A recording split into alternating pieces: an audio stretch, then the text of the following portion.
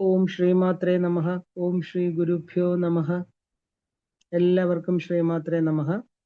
ഗുരുപരമ്പരയുടെ അനുഗ്രഹത്തോടുകൂടി ലളിതാ സഹസ്രനാമത്തിന്റെ വാക്യ അർത്ഥങ്ങള്, വാചകം, തത്വം ഇതെല്ലാം നമ്മൾ നോക്കി പൊയ്ക്കൊണ്ടിരിക്കുകയാണ്. അപ്പൊ ഈ പീഠാനി അംഗദേവത എന്ന് പറയുന്ന അധ്യായത്തിന് തൊട്ട് മുമ്പുള്ള നമ്മള് എന്താ പറയാ പഞ്ചബ്രഹ്മ സ്വരൂപം കണ്ടു. അടുത്ത അധ്യായമായിരിക്കുന്ന നമ്മള് അത് കഴിഞ്ഞിട്ട് പീഠാനി അംഗദേവതയാണ് ഇനി വരാൻ പോകുന്നത്. അപ്പൊ നമ്മൾ ക്ഷേത്രജ്ഞ രൂപത്തില് നാമങ്ങള് എല്ലാം വളരെ വിശദമായിട്ട് കണ്ടു. അതിനുശേഷം പീഠാനി അംഗദേവതയുടെ ഇൻട്രൊഡക്ഷന് നമ്മൾ കണ്ടു. ഇനിയിപ്പോ നമ്മൾ അതിലെ നാമങ്ങളിലോട്ട് പോവുകയാണ്. ഇന്നലെ ഭക്തമാനസ ഹംസിക എന്ന് പറയുന്ന നാമത്തിലാണ് നമ്മൾ നിർത്തിയത്. അപ്പോൾ അടുത്ത നാമം ഭക്തന്മാരുടെ മാനസ സരസില് ഹംസമായിട്ട് വിഹരിക്കുന്ന ദേവി. അടുത്തത് ദേവിയുടെ പീഠങ്ങളെ കുറിച്ചൊക്കെയാണ് ഇനി പറയാൻ പോകുന്നത്. അപ്പൊ അടുത്ത 373 നാമമാണ് കാമേശ്വര പ്രാണനാടി. കാമേശ്വരന്റെ പ്രാണനാടിയായിട്ടുള്ളവൾ. ഇപ്പൊ ബ്രഹ്മാവ് ഇന്ന് നമ്മള് ആ ഒരു സൃഷ്ടിസ്ഥിതി സംഹാരകാരകരെ വെച്ച് നോക്കുമ്പോൾ ബ്രഹ്മാവ് മരണമടയുന്നു എന്ന് പറയുന്നു. വിഷ്ണുവും അവസാനത്തെ പ്രാപിക്കുന്നുണ്ട്. സർവ ജന്തുക്കൾക്കും ആ ഒരു മൃത്യുദാതാവായിരിക്കുന്ന അന്തകനും നശിക്കുന്നു.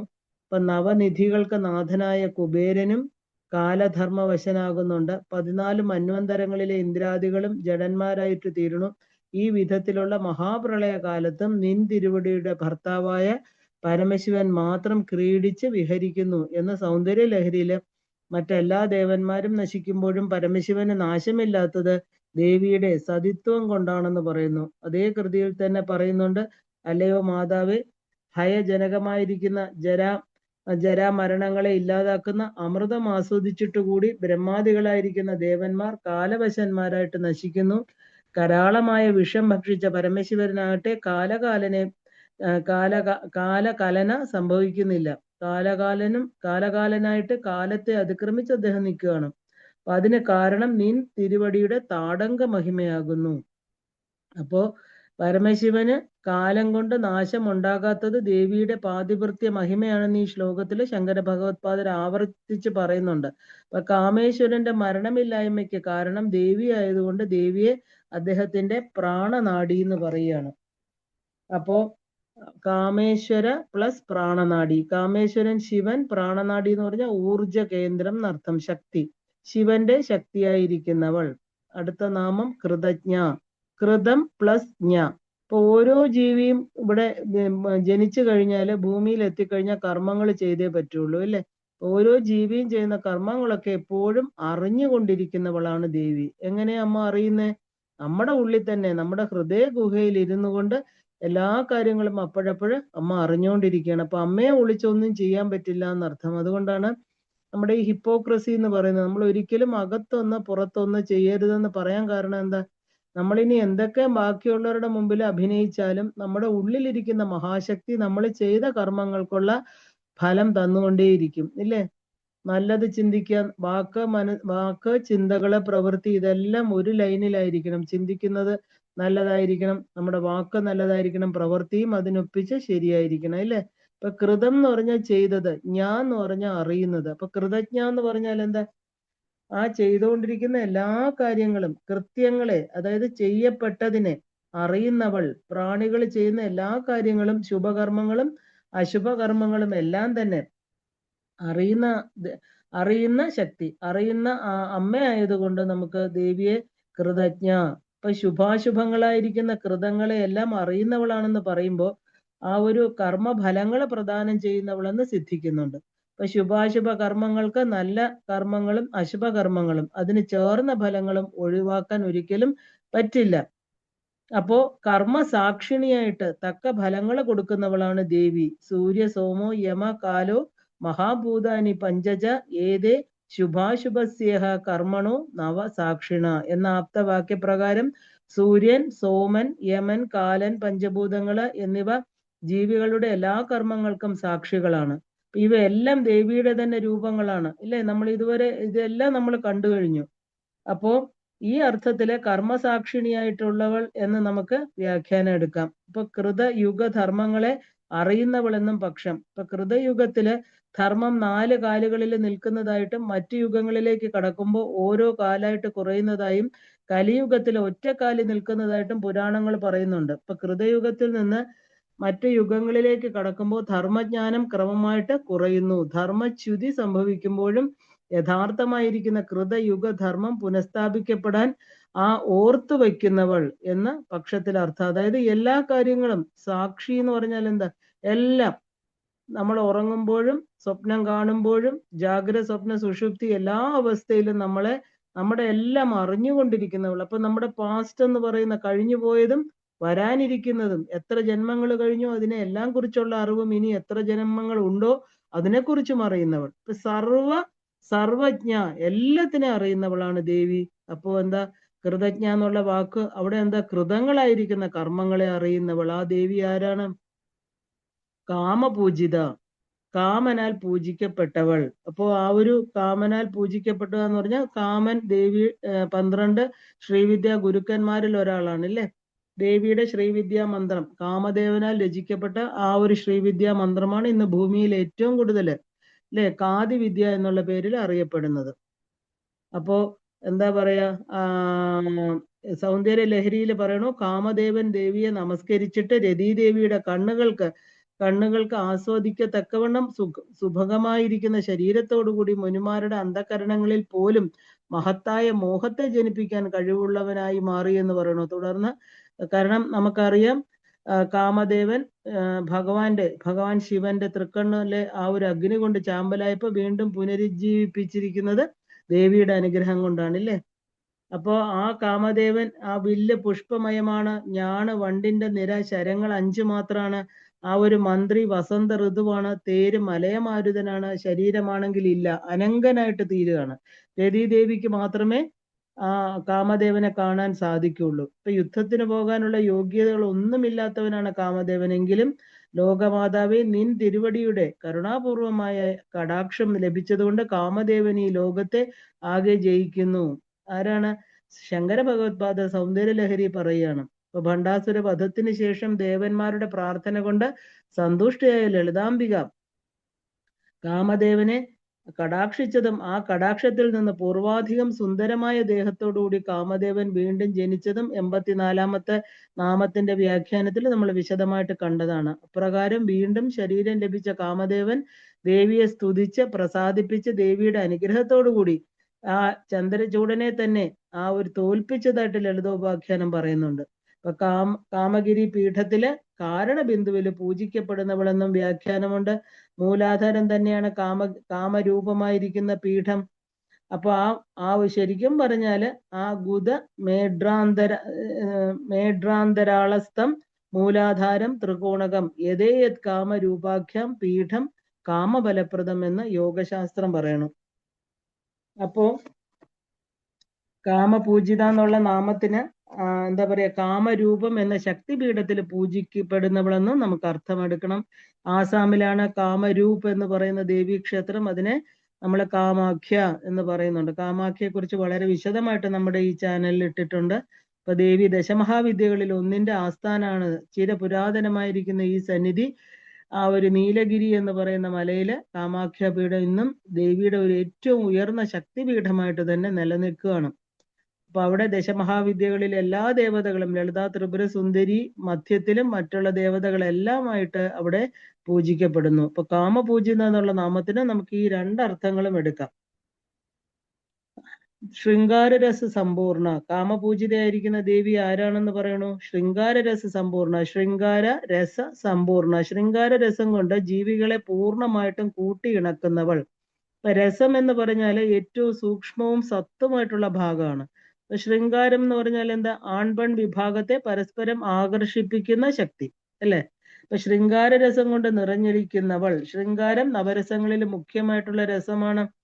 സ്ത്രീ പുരുഷന്മാർക്ക് പരസ്പര രതിയാണ് അതിന്റെ സ്ഥായിയായിരിക്കുന്ന ഭാവം. അപ്പൊ ശിവകാമേശ്വരാംഗസ്ഥായും ശിവന്റെ ഉടലിന്റെ പകുതിയുമായിരിക്കുന്ന ദേവി നിരന്തരമായിട്ട് ഭർത്തൃ സാമീപ്യം മൂലം ആ ഒരു ശൃംഗാരരസ സമ്പൂർണയാണ് എന്ന് പറയുന്നു. കാരണം സൃഷ്ടിയാണ്. അമ്മ ലളിതാ ത്രിപുര സുന്ദരി എന്ന് പറഞ്ഞാൽ സൃഷ്ടിക്കാണ് പ്രാധാന്യം കൊടുത്തിരിക്കുന്നത് അല്ലേ. അമ്മ ആ ഒരു പ്രകൃതിയായിട്ടിരിക്കുന്ന, പ്രകൃതിയിലെ എല്ലാ ജീവജാലങ്ങളെയും സൃഷ്ടിക്കുന്ന ദേവി. അപ്പോ ലളിത എന്നുള്ള പേര് തന്നെ ദേവിയുടെ ശൃംഗാര പ്രധാനമായിരിക്കുന്ന രൂപമാണ്. ശൃംഗം എന്ന പദത്തിന് രണ്ടർത്ഥം എടുക്കാം. ഇപ്പൊ ശൃംഗസംഖ്യ 2 ആയതുകൊണ്ട് അരം എന്നതിന് ദളം എന്നും രസം എന്ന പദത്തിന് 6 എന്നും അർത്ഥം എടുക്കാം. രസങ്ങൾ 6ആണ് അല്ലെ? അപ്പൊ ആ ഒരു ഷഡ് രസങ്ങളില് രസങ്ങളുണ്ട്. ഇതില് ശൃംഗാര രസം എന്നതിന് 12 ദളങ്ങളെന്നും വ്യാഖ്യാനമുണ്ട്. 12 ദളങ്ങളുള്ള അനാഹത ചക്രമാകുന്ന പൂർണ്ണഗിരി പീഠത്തില് സമ്പൂർണയായിട്ട് സ്ഥിതി ചെയ്യുന്നവളെന്ന് തന്ത്രശാസ്ത്രം. ഇനി ആ ഒരു എന്താ പറയാ, ശൃംഗം എന്ന പദത്തിന് പ്രധാന ഭൂതം എന്നും ആ ഒരു അരരം എന്നതിന് കവാടം എന്നും അർത്ഥം കൽപ്പിച്ച് നോക്കുകയാണെങ്കിൽ ആ ഒരു ശൃംഗാരര എന്നതിന് പ്രധാന കവാടഭൂത എന്ന വ്യാഖ്യാന ഭേദം കാണുന്നുണ്ട്.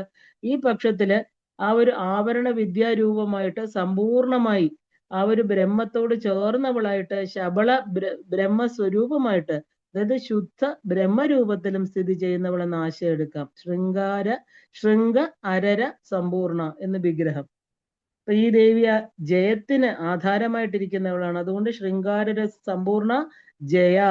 അപ്പൊ ജയത്തിന്, എല്ലാ ജയങ്ങൾക്കും, ജീവജാലങ്ങളുടെ വിജയത്തിന് ആധാരമായിട്ടിരിക്കുന്നവൾ, ജയസ്വരൂപമായിരിക്കുന്നവൾ, ജയിക്ക ശീലമായിട്ടുള്ളവൾ അല്ലെ? അമ്മ ഏത് യുദ്ധത്തിന് വന്നാലും നമുക്ക് ഏത് ദേവി മഹാത്മ്യം, ആ ഒരു ലളിതാ സഹസ്രനാമത്തിലെ ഭണ്ഡാസുരനെ വധിക്കുന്നു. ദേവി മഹാത്മ്യത്തിൽ ഏകദേശം 8 അസുരന്മാര്, പ്രധാനപ്പെട്ട ആ ഒരു 3 പ്രധാനപ്പെട്ട ചരിതങ്ങളിലായിട്ടില്ലേ, മധുകൈടഭന്മാര്, മഹിഷാസുരൻ, ശുംഭനിശുംഭന്മാര്, ഇങ്ങനെ തുടങ്ങിയ എല്ലാ അസുരന്മാരെയും അമ്മ വധിക്കുകയാണ്. ഇപ്പൊ ദാരുക നിഗ്രഹത്തിനായിട്ട് ഭദ്രകാളി വരുന്നു. അപ്പൊ ഏത് അസുരന്റെ നിഗ്രഹത്തിന് അമ്മ വന്നാലും അവിടെ ജയം മാത്രമായിട്ട് ശീലമായിട്ടുള്ളവൾ. ദേവിയെ സേവിച്ചു നിൽക്കുന്ന അഷ്ടയോഗിനിമാരിൽ ഒരാളുടെ പേര് ജയ എന്നാണ്. ആ യോഗിനി ദേവി സ്വരൂപം തന്നെ ആയതുകൊണ്ട് ആ രൂപം ധരിച്ചവളെന്ന അർത്ഥത്തിലും വ്യാഖ്യാനിച്ച് കാണുന്നുണ്ട്. ദേവിയെ സേവിക്കുന്ന 16 മാതൃക്കളിൽ ഒരാൾക്കും ജയ എന്ന പേര്, ആ രൂപം സ്വീകരിച്ചവൾ. ഇനി മഹാഭാരതത്തിന് ജയ എന്നൊരു പേരുണ്ട്. അപ്പോ ആ ഒരു സർവ വേദാംഗ സാര സർവസ്വമായതുകൊണ്ട് ഭീഷ്മ പർവത്തിലെ ജയ എന്ന് വിശ്രുതമായിരിക്കുന്ന ദേവി സ്തോത്രം ഉൾപ്പെടുത്തിയിട്ടുള്ളത് കൊണ്ടും മഹാഭാരതത്തിന് ഈ പേര് ഉണ്ട്. ഇപ്പൊ വ്യാസകൃതമായിരിക്കുന്ന മഹാഭാരതം ദേവി സ്വരൂപമായതുകൊണ്ട് ആ ഗ്രന്ഥ രൂപം ധരിച്ചവളെന്ന് വ്യാഖ്യാനം. വരാഹശൈലത്തില് പൂജിക്കപ്പെടുന്ന ആ ഒരു ദേവി വിഗ്രഹത്തിന് ജയ എന്നാണ് പേര്. ആ രൂപം ധരിച്ചവൾ എന്ന് നമുക്ക് അർത്ഥം എടുക്കാം. ഈ ജയായിരിക്കുന്ന ദേവി എവിടെയാണ്? ജാലന്ധര സ്ഥിത, ജാലന്ധര പീഠത്തിൽ സ്ഥിതി ചെയ്യുന്നവൾ. അപ്പൊ ജാലന്ധരെ വിഷ്ണുമുഖി എന്ന് പത്മപുരാണം പറയുന്നുണ്ട്. വിഷ്ണുമുഖി എന്ന പേരില് ജാലന്ധര പീഠത്തിൽ ഇരിക്കുന്നവൾ, പീഠസ്ഥയായവൾ. ജാലന്ധരം എന്നുള്ള പദം പിണ്ടാണ്ടത്തില് വിശുദ്ധി ചക്രത്തെയാണ് കുറിക്കുന്നത്. വിശുദ്ധി ചക്രത്തിലെ നാദരൂപമായിട്ട് സ്ഥിതി ചെയ്യുന്നവൾ അല്ലെ? അപ്പോ ആ കണ്ഠകൂപേ വിശുദ്ധ്യാഖ്യം ചക്രം ഷോഡശ ആശ്രകം പീഠം ജാലന്ധരനാമ തിഷ്ടത്യ മഹേശ്വരി എന്ന് യോഗശാസ്ത്രം പറയണു. അപ്പൊ ജാലന്ധര പീഠം, ആ ജാലന്ധര ചക്രത്തിൽ വസിക്കുന്നവൾ. കണ്ഠത്തിലുള്ള ചക്രമാണ് ജാലന്ധരം, വിശുദ്ധി ചക്രം, അതിൽ സ്ഥിതി ചെയ്യുന്നവൾ. നാദത്തിന്റെ, വാക്കിന്റെ ഉത്ഭവ സ്ഥാനം അതാണ് അവിടെ ജാലന്ധരം. ഒഡ്യാണ പീഠനിലയ, ഒഡ്യാണ പീഠത്തിൽ വസിക്കുന്നവൾ. അപ്പൊ ഒഡ്യാണം എന്ന് പറഞ്ഞാല് ആജ്ഞാപീഠം, ആജ്ഞാചക്രത്തെയാണ് കുറിക്കുന്നത്. ആജ്ഞാനാമ ഭ്രുവോർ മധ്യം ദ്വിദളം, 2 ദളമുള്ള ആജ്ഞാചക്രത്തില് ഒഡ്യാണാഖ്യം മഹാപീഠം ഉപരിഷ്ടാത് പ്രതിഷ്ഠിതം. അപ്പൊ ദേവി യോഗശാസ്ത്രം പറയണു ഒഡ്യാണ പീഠത്തില് ബീജരൂപിണിയായിട്ട് ദേവി സ്ഥിതി ചെയ്യുന്നു അല്ലേ? അപ്പൊ തമിഴിലുള്ള ലളിതാ സഹസ്രനാമ വ്യാഖ്യാനത്തിലും അങ്ങനെയാണ് പറയുന്നത്. കാരണം ദേവി സ്ഥിതി ചെയ്യുന്നുവെന്ന് എന്താ പറയാ, ഈ പീഠത്തിന്റെ പ്രാധാന്യം പറഞ്ഞുകൊണ്ട് പറയുന്നുണ്ട്. അപ്പോ ആ ഒരു ഒഡ്യാണ പ്ലസ് പീഠ പ്ലസ് നിലയ, ഒഡ്യാണ പീഠ നിലയത്തിൽ സ്ഥിതി ചെയ്യുന്നവൾ. ആജ്ഞാചക്രത്തിന്റെ പേരാണ് ശരിക്കും ഒഡ്യാണ പീഠം എന്നുള്ളത്. നമ്മൾ എപ്പോഴും ദേവി അങ്ങനെയാ കേൾക്കുന്നത് അല്ലെ? ഒഡ്യാണ പീഠ നിലയ. അപ്പൊ 2 പുരികങ്ങളുടെ നടുവിലായിട്ടുള്ള ഈ ചക്രം മനസ്സിന്റെയും ബുദ്ധിയുടെയും ചിത്തത്തിന്റെയും കേന്ദ്രമാണ് ഇവിടെ. ഇതിന്റെ മേൽ സ്വാധീനം ഉണ്ടാകാനാണ്, ശുദ്ധീകരണത്തിനാണ് പുരിക മധ്യത്തിൽ നമ്മൾ പ്രസാദം തൊടുന്നത്. അവിടെ നമ്മൾ ഏറ്റവും കൂടുതൽ നമുക്ക് എനർജി ആഗിരണം ചെയ്യുന്നത് ഭ്രൂമധ്യത്തിലൂടെയാണ്. പീനിയൽ ഗ്ലാൻഡ് ആണ് അതിന്റെ പുറകിലായിട്ട് കാണപ്പെടുന്നത്. അപ്പൊ അതുകൊണ്ടാണ് നമ്മൾ ആജ്ഞാചക്രം എപ്പോഴും മറച്ചു വെക്കുന്നത്. അവിടെ നമുക്ക് നെഗറ്റിവിറ്റി വരാതിരിക്കാൻ കറുത്ത പൊട്ട് തൊടാറുണ്ട്. ഗണപതി ഹോമം കഴിഞ്ഞ് നമ്മൾ പൊട്ട് അവിടെ വെക്കാറുണ്ട് അല്ലേ. പിന്നെ ചന്ദനം, അതിന്റെ പുറത്ത് കുങ്കുമ പൊട്ട് തൊട്ട് ദേവിയുടെ ആ ഒരു ബിന്ദു സ്വരൂപം നമ്മുടെ നെറ്റിയിൽ എപ്പോഴും വെക്കാറുണ്ട്. അപ്പൊ നെഗറ്റിവിറ്റി ഒന്നും നമ്മുടെ ഉള്ളിൽ പ്രവേശിക്കില്ല. ഏറ്റവും കൂടുതൽ ആഗീരണം ചെയ്യപ്പെടുന്ന, വളരെ സൂക്ഷ്മമായിരിക്കുന്ന ആ ഒരു ശിവശക്തി ഐക്യരൂപം അർദ്ധനാരീശ്വര സ്വരൂപത്തില് അല്ലെ, ഒരു ഗുരുരൂപിണിയായിട്ട് ഗുരുവും ഗുരുരൂപിണിയായിട്ട് ശിവനും ദേവിയും ഇരിക്കുന്ന സ്ഥലമാണ് ആജ്ഞാചക്രം. അപ്പോ ആ ഒരു എന്താ പറയാ, യോഗശാസ്ത്ര പ്രകാരം ഒഡ്യാണ പീഠം എന്ന് പറഞ്ഞത് പുരിക മധ്യത്തില് ഏറ്റവും ഉയർന്ന സ്ഥാനമാണ്. അതായത് ശരീരം എന്ന് പറയുന്ന പ്രകൃതിയെ അതിക്രമിച്ചിട്ട് മനസ്സെന്ന തലവും ഇല്ലാതായി തീരുന്ന സ്ഥലമാണ് ഭ്രൂമധ്യം. അപ്പൊ അവിടെ ഒഡ്യാണ പീഠത്തില് സ്ഥിതി ചെയ്യുന്നവൾ ദേവി ബിന്ദു മണ്ഡലവാസിനി, ബിന്ദു മണ്ഡലവാസിനി, ബിന്ദു മണ്ഡലത്തിൽ വസിക്കുന്നവൾ. അപ്പൊ ഇതെല്ലാ പീഠങ്ങളും കഴിഞ്ഞു. ഇനി ബിന്ദു മണ്ഡലം എന്ന് പറയുന്ന കേന്ദ്ര ബിന്ദുവിൽ എത്തിച്ചേരുകയാണ്. ശ്രീചക്രത്തിന്റെ മധ്യത്തും ഭ്രൂമധ്യത്തിലും മറ്റ് ചക്രങ്ങളുടെ മധ്യബിന്ദുവിലും വസിക്കുന്നവൾ, എല്ലാത്തിന്റെയും കേന്ദ്രമായിട്ടിരിക്കുന്നവൾ. അപ്പൊ ബിന്ദു മണ്ഡലത്തിൽ വസിക്കുന്നവൾ എന്ന് പറയുമ്പോൾ നമ്മൾ ശ്രീചക്രത്തിന്റെ നടുവിലുള്ള ബിന്ദുവിന് ബിന്ദു മണ്ഡലം എന്നാണ് പറയുന്നത്. അതിൽ സ്ഥിതി ചെയ്യുന്നവൾ എന്ന് ആദ്യം എടുക്കാം. ഇനി ശരീരത്തിലോട്ട് വരുവാണെങ്കിൽ പിണ്ടാണ്ടസ്ഥമായിരിക്കുന്ന ബ്രഹ്മരന്ധ്രത്തിന് ബിന്ദു മണ്ഡലം എന്നാണ് പേര്. അതിൽ സ്ഥിതി ചെയ്യുന്നവൾ. സഹസ്രാരേ പത്മേ സഹ സഹ രഹസി പത്യാ വിഹരസേ. സൗന്ദര്യലഹരിയിലെ ഭഗവത്പാദർ എന്താ പറയുന്നത്? കുണ്ടലിനിയായിരിക്കുന്ന ദേവി ഷടാധാരങ്ങളെ കടന്നുകൊണ്ട് കുലപഥത്തിലൂടെ കുലബിത്വയായിട്ട് എല്ലാത്തിനെയും ഭേദിച്ചുകൊണ്ട് സഹരഹസി, ആരും അറിയാതെ സഹസ്രാരേ പത്മേ തന്റെ പതിയായിട്ടിരിക്കുന്ന ശിവനുമായിട്ട് വിഹരിക്കുന്നു. അപ്പൊ ബിന്ദു മണ്ഡലവാസിനി, ബിന്ദു നമുക്ക് 3 സ്ഥലങ്ങളിൽ നമുക്ക് കാണാം. അപ്പോ ആ ഒരു എന്താ പറയാ, ബിന്ദു മണ്ഡലത്തിൽ വസിക്കുന്നവൾ എന്ന് പറയുമ്പോൾ കേന്ദ്ര ബിന്ദു ശ്രീചക്രത്തിന്റെ മധ്യത്തിൽ നമുക്ക് എടുക്കാം, ഭ്രൂമധ്യത്തിൽ എടുക്കാം, മറ്റ് ചക്രങ്ങളുടെ മധ്യബിന്ദുവിലും വസിപ്പിക്കുക. എല്ലാത്തിന്റെയും കേന്ദ്രമായവളെന്ന് എടുത്താൽ മതി. അപ്പോ ആ ദേവി ആരാണെന്ന് പറയണു? രഹോയാഗ ക്രമാരാധ്യ. ഇപ്പൊ രഹോയാഗം എന്ന് പറഞ്ഞാല് രഹോയാഗ ക്രമ ആരാധ്യ. ഇപ്പൊ രഹസ്യമായിട്ട് ചെയ്യുന്ന യാഗത്തിന്റെ ക്രമം കൊണ്ട് ആരാധിക്കപ്പെടുന്നവൾ. രഹസ്യം എന്ന് പറഞ്ഞാല് ഏകാന്തത. അപ്പൊ ഏകാന്തത യാഗക്രമം ഇല്ലേ, ഓരോന്നായിട്ട് ഹോമിക്കുന്നതിന് പകരം ഹോമിക്കുന്ന ക്രമം. ഇപ്പൊ ക്രോധാദികള്, കർമ്മങ്ങള്, പുണ്യാപുണ്യങ്ങൾ, ഇവയെല്ലാമാണ് അവിടുത്തെ ഹോമദ്രവ്യങ്ങള്. ഇപ്പൊ ചിതഗ്നി എന്ന് പറയുമ്പോൾ ദേവി എവിടുന്ന വന്നതെന്ന് ചോദിച്ചാൽ ചിതഗ്നി കുണ്ട സംഭൂത അല്ലെ. അപ്പൊ ആ ഒരു ജ്ഞാനമാകുന്ന അഗ്നികുണ്ഡത്തിൽ നടക്കുന്ന ഹോമമാണിത്. ഇപ്പൊ മാനസികമായിട്ട് ചെയ്യുന്ന ഒരു യാഗമായതുകൊണ്ട് ധ്യാനത്തിന് തുല്യമായിട്ടുള്ള ശക്തിയുണ്ട് ഇത്. അപ്പോൾ ഈ നാമത്തിന് വളരെ വളരെ പ്രാധാന്യമുണ്ട്. കാരണം ആ ഒരു രഹസ്യത്തിൽ ചെയ്യപ്പെടുന്ന യാഗകർമ്മങ്ങളാൽ ആരാധിക്കപ്പെടേണ്ടവൾ. രഹസ്യം എന്ന് പറഞ്ഞാൽ ശരിക്കും പറഞ്ഞ വിജന പ്രദേശം എടുക്കാം, ഒറ്റയ്ക്കെന്ന് എടുക്കാം. വിജന പ്രദേശത്ത് ചെയ്യുന്ന യാഗക്രമം എന്നതുകൊണ്ട് ശ്രീവിദ്യയെ ഉപാസിക്കുന്നത് രഹസ്യമായി ആണ് ചെയ്യേണ്ടതെന്നുള്ള ആ ഒരു അർത്ഥമാണ് ഇതിലൂടെ സൂചിപ്പിക്കുന്നത്. രഹസ്യ യാഗം എന്നതിന് കൂടുതൽ വ്യാപകമായിട്ടുള്ള അർത്ഥങ്ങൾ പല വ്യാഖ്യാനങ്ങളിലും നമ്മൾക്ക് കാണാം. യാഗത്തിന് വേണ്ട ആ ഒരു ഹോമാഗ്നി ഈ പക്ഷത്തില് ചിതഗ്നി തന്നെയാണ്. ഇപ്പൊ കുണ്ടലിനി അധിഷ്ഠിതമായ ചിതഗ്നിയിലെ പുണ്യപാപങ്ങളെ ഹോമിക്കാൻ അതിന്റെ ക്രമപ്രകാരമുള്ള നിർവഹണത്താൽ ആരാധിക്കപ്പെടേണ്ടവൾ. ഇപ്പൊ കുണ്ടലിനി രൂപമായിരിക്കുന്ന ചിതഗ്നിയിലെ പുണ്യപാപങ്ങളെ ഹോമിക്കുന്ന യാഗക്രമം ഇവിടെ വിവരിക്കാനാവുന്നതല്ല. കാരണം ഇത് ഭാവന ഉപനിഷത്തിൽ നമ്മൾ പറഞ്ഞിട്ടുണ്ട് എന്തൊക്കെയാണ് അതിൽ ഹോമിക്കണമെന്ന്. ഇത് നമ്മൾ ശരിക്കും ഗുരുമുഖത്തുനിന്ന് തന്നെ അറിയേണ്ടതാണ്. കാരണം പ്രത്യേക ഒരു എന്താ പറയാ പൂജാക്രമമാണ്. പൂജ എന്ന് പറഞ്ഞാൽ നമ്മൾ അകത്ത് നടക്കുന്ന ഒരു ധ്യാനമാണിത്. അപ്പൊ ജ്ഞാനാഗ്നിയിൽ ഹോമിച്ചു കഴിഞ്ഞാൽ പിന്നെ എന്താണ് നമ്മുടെ ഈ പറഞ്ഞ പുണ്യപാപങ്ങളും എന്താ പറയാ ആ ഒരു ക്രോധാദികള് കർമ്മങ്ങളെ എല്ലാം ഹോമിച്ചു കഴിഞ്ഞാൽ പിന്നെ എന്താണ് ബാക്കിയാവുന്നത്? ഞാൻ എന്ന് പറയുന്ന ബോധം മാത്രം ഇല്ലേ. ശരിക്കും പറഞ്ഞ അവിടെയാണ് ചിതഗ്നി കുണ്ട സംഭൂത എന്ന് പറയുന്ന ദേവി ആവിർഭൂതയാവുന്നത്. വളരെ ഉയർന്ന ഒരു യാഗക്രമമാണ് രഹോയാഗം എന്ന് പറയുന്നത്.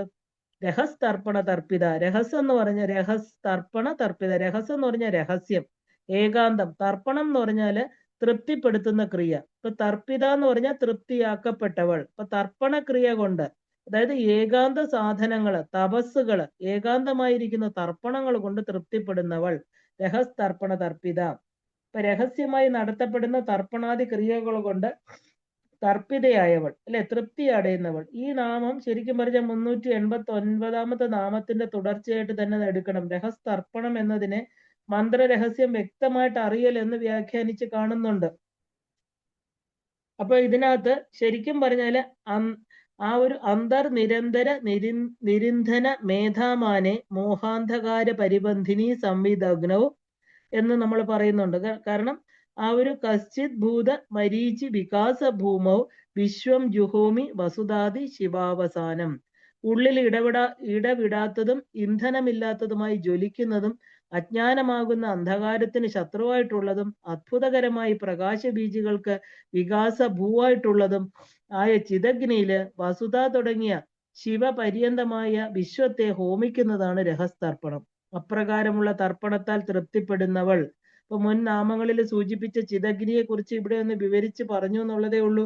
കാരണം പുണ്യപാപങ്ങളെയും നേടിയ ധർമാധർമ്മങ്ങളെയും വസുധ തുടങ്ങി ശിവപര്യന്തമായിരിക്കുന്ന വിശ്വത്തെയും ചിതഗ്നിയിൽ ഹോമിക്കുക. അതാണ് മോക്ഷസിദ്ധിക്കുള്ള ഉപായം. ഇത് മാത്രമാണ്. ഇത് യോഗശാസ്ത്ര പ്രകാരമുള്ള കർമ്മങ്ങൾ കൊണ്ടും ഭക്തിപൂർവമായിരിക്കുന്ന ഭാവന കൊണ്ടും 2 തരത്തിലാകാം. ആദ്യത്തെ രീതി ഗുരു ഉപദേശം കൊണ്ട് മാത്രം സാധിക്കുന്നതാണ്. രണ്ടാമത്തെ രീതി ഭക്തി പൂർവമായിരിക്കുന്ന ഭാവന കൊണ്ട് സാധിക്കേണ്ടതാണ്. ഇപ്പൊ പുണ്യപാപങ്ങളെ, ധർമാധർമ്മങ്ങളെ ആ വസുധാദി ശിവപര്യന്തമുള്ള തത്വങ്ങളെ കുറിച്ചുള്ള ധാരണ അത് വ്യക്തിനിഷ്ഠമാണ് അല്ലേ. ഇത് നന്നായിട്ട് അറിഞ്ഞിരിക്കണം. 36 തത്വങ്ങളെ കുറിച്ച് അറിയണം. ഇപ്പൊ ഭൂമി മുതല് ബ്രഹ്മാവ് വരെ അല്ലെ, എല്ലാ തത്വങ്ങളെ നമ്മൾ അറിഞ്ഞെങ്കിലേ നമുക്ക് ഹോമിക്കാൻ പറ്റൂ. അപ്പൊ ചിതഗ്നിയിൽ അതെല്ലാം ഹോമിക്കുമ്പോൾ ഞാൻ എന്ന ബോധം, അപ്പൊ ഞാൻ നേടിയ പുണ്യം, ഞാൻ നേടിയ പാപം, ഞാൻ ചെയ്ത ധർമ്മം, ഞാൻ ചെയ്ത അധർമ്മം എന്നീ ചിന്തകൾക്ക് സ്ഥാനമില്ലാതായിട്ട് തീരും. അതോടൊപ്പം തന്നെ ഭൂമി, ആകാശം, ദേവകള്, ബ്രഹ്മ, വിഷ്ണു, മഹേശ്വരന്മാര് തുടങ്ങിയവരെ കുറിച്ചുള്ള ബോധവും ഇല്ലാതാകും. ഇപ്പൊ നിരന്തരവും ആ ഒരു നിരിന്ധനവുമായിരിക്കുന്ന ചിതഗ്നിയുടെ അത്ഭുത ബീജികൾ മാത്രം അവശേഷിക്കും. ഉപാസകൻ അതിന്റെ ഭാഗമായിട്ട് തീരും. അപ്പൊ ചിതഗ്നി തന്നെ ആയിട്ട് തീരും. അപ്പൊ ആ ചിതഗ്നി കുണ്ടത്തില്, ആ കുണ്ടലിനി സ്വരൂപത്തില് എല്ലാ പ്രാണികളുടെയും ഉള്ളിലുണ്ട്. അപ്പൊ അതിനെ ഉണർത്തി ഒരു ഹോമാഗ്നിയായിട്ട് വളർത്തണം. ആ ഹോമാഗ്നിയില് അഹങ്കാരത്തെയും ഐഹികവും ആ ഒരു പാരത്രികവുമായിരിക്കുന്ന ബന്ധങ്ങളെ എല്ലാത്തിനെയും ഹോമിക്കുകയും വേണം. ഇപ്പൊ യോഗശാസ്ത്ര വിധിപ്രകാരം ചെയ്താലും ആ ഒരു ഭക്തിഭാവന കൊണ്ട് സാധിച്ചാലും ഇത് തന്നെയാണ് ശ്രീവിദ്യ ഉപാസന എന്ന് പറയുന്നത്. ഇത് തന്നെയാണ് കൈവല്യത്തെയും മോക്ഷം എന്നൊക്കെ നമ്മൾ അറിയപ്പെടുന്നത്. എല്ലാം ഹോമിച്ചു കഴിഞ്ഞാൽ പിന്നെ എന്താണ് അവശേഷിക്കുന്നത്? ഒന്നുമില്ല അല്ലെ.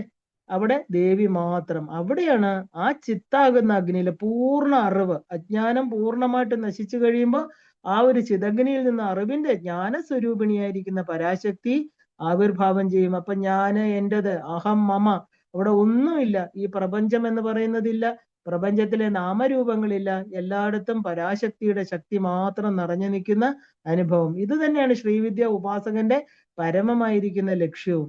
ഇത് ചെയ്യുമ്പോൾ ദേവിക്ക് ഏറ്റവും സന്തോഷമാണെന്ന് പറയണം ഇല്ലേ. സദ്യപ്രസാദിനി. അപ്പൊ ഇത് കൊണ്ട് ദേവി അടുത്ത നാമം ഇതിനോട് ചേർന്ന് വരുന്നത് അതുകൊണ്ടാണ്. സദ്യ എന്ന് പറഞ്ഞാൽ എന്താ? പെട്ടെന്ന്. പ്രസാദിനി, പ്രസാദിക്കുന്നവൾ. അപ്പൊ ഈ ഒരു പൂജ കൊണ്ട് അമ്മ പെട്ടെന്ന് പ്രസാദിക്കണം. ബാഹ്യമായിട്ടുള്ള വലിയ ഒരു എന്താ പറയാ ഹോമകുണ്ടവും ഹോമങ്ങളും ഒത്തിരി പണം ചെലവാക്കി നമ്മൾ ചെയ്യുന്നതിനേക്കാളും ദേവിക്ക് നമ്മുടെ എല്ലാം ഹോമിച്ചു കഴിയുമ്പോൾ ഞാൻ മാത്രം, ഞാനെന്നുള്ള ആത്മസ്വരൂപത്തെ തിരിച്ചറിയുന്നതാണ് അമ്മയ്ക്ക് ഏറ്റവും ഇഷ്ടം. ഇതുകൊണ്ട് അമ്മ പെട്ടെന്ന് പ്രസാദിക്കുന്നു. സദ്യപ്രസാദിനിയായിരിക്കുന്ന ദേവി. ഭക്തൻ അമ്മയുടെ നേർക്ക് ഒരു പദം വയ്ക്കുമ്പോൾ അമ്മ ഭക്തന്റെ നേർക്ക് 10 പദം വെച്ച് വരുന്നു എന്ന് പറയാറുണ്ട്. അപ്പൊ നമ്മൾ അമ്മയുടെ നേർക്ക് ആ ഒരു തിരിയാൻ അമ്മ കൈനീട്ടി കാത്തു നിൽക്കുകയാണെന്ന് അർത്ഥം ഇല്ലേ.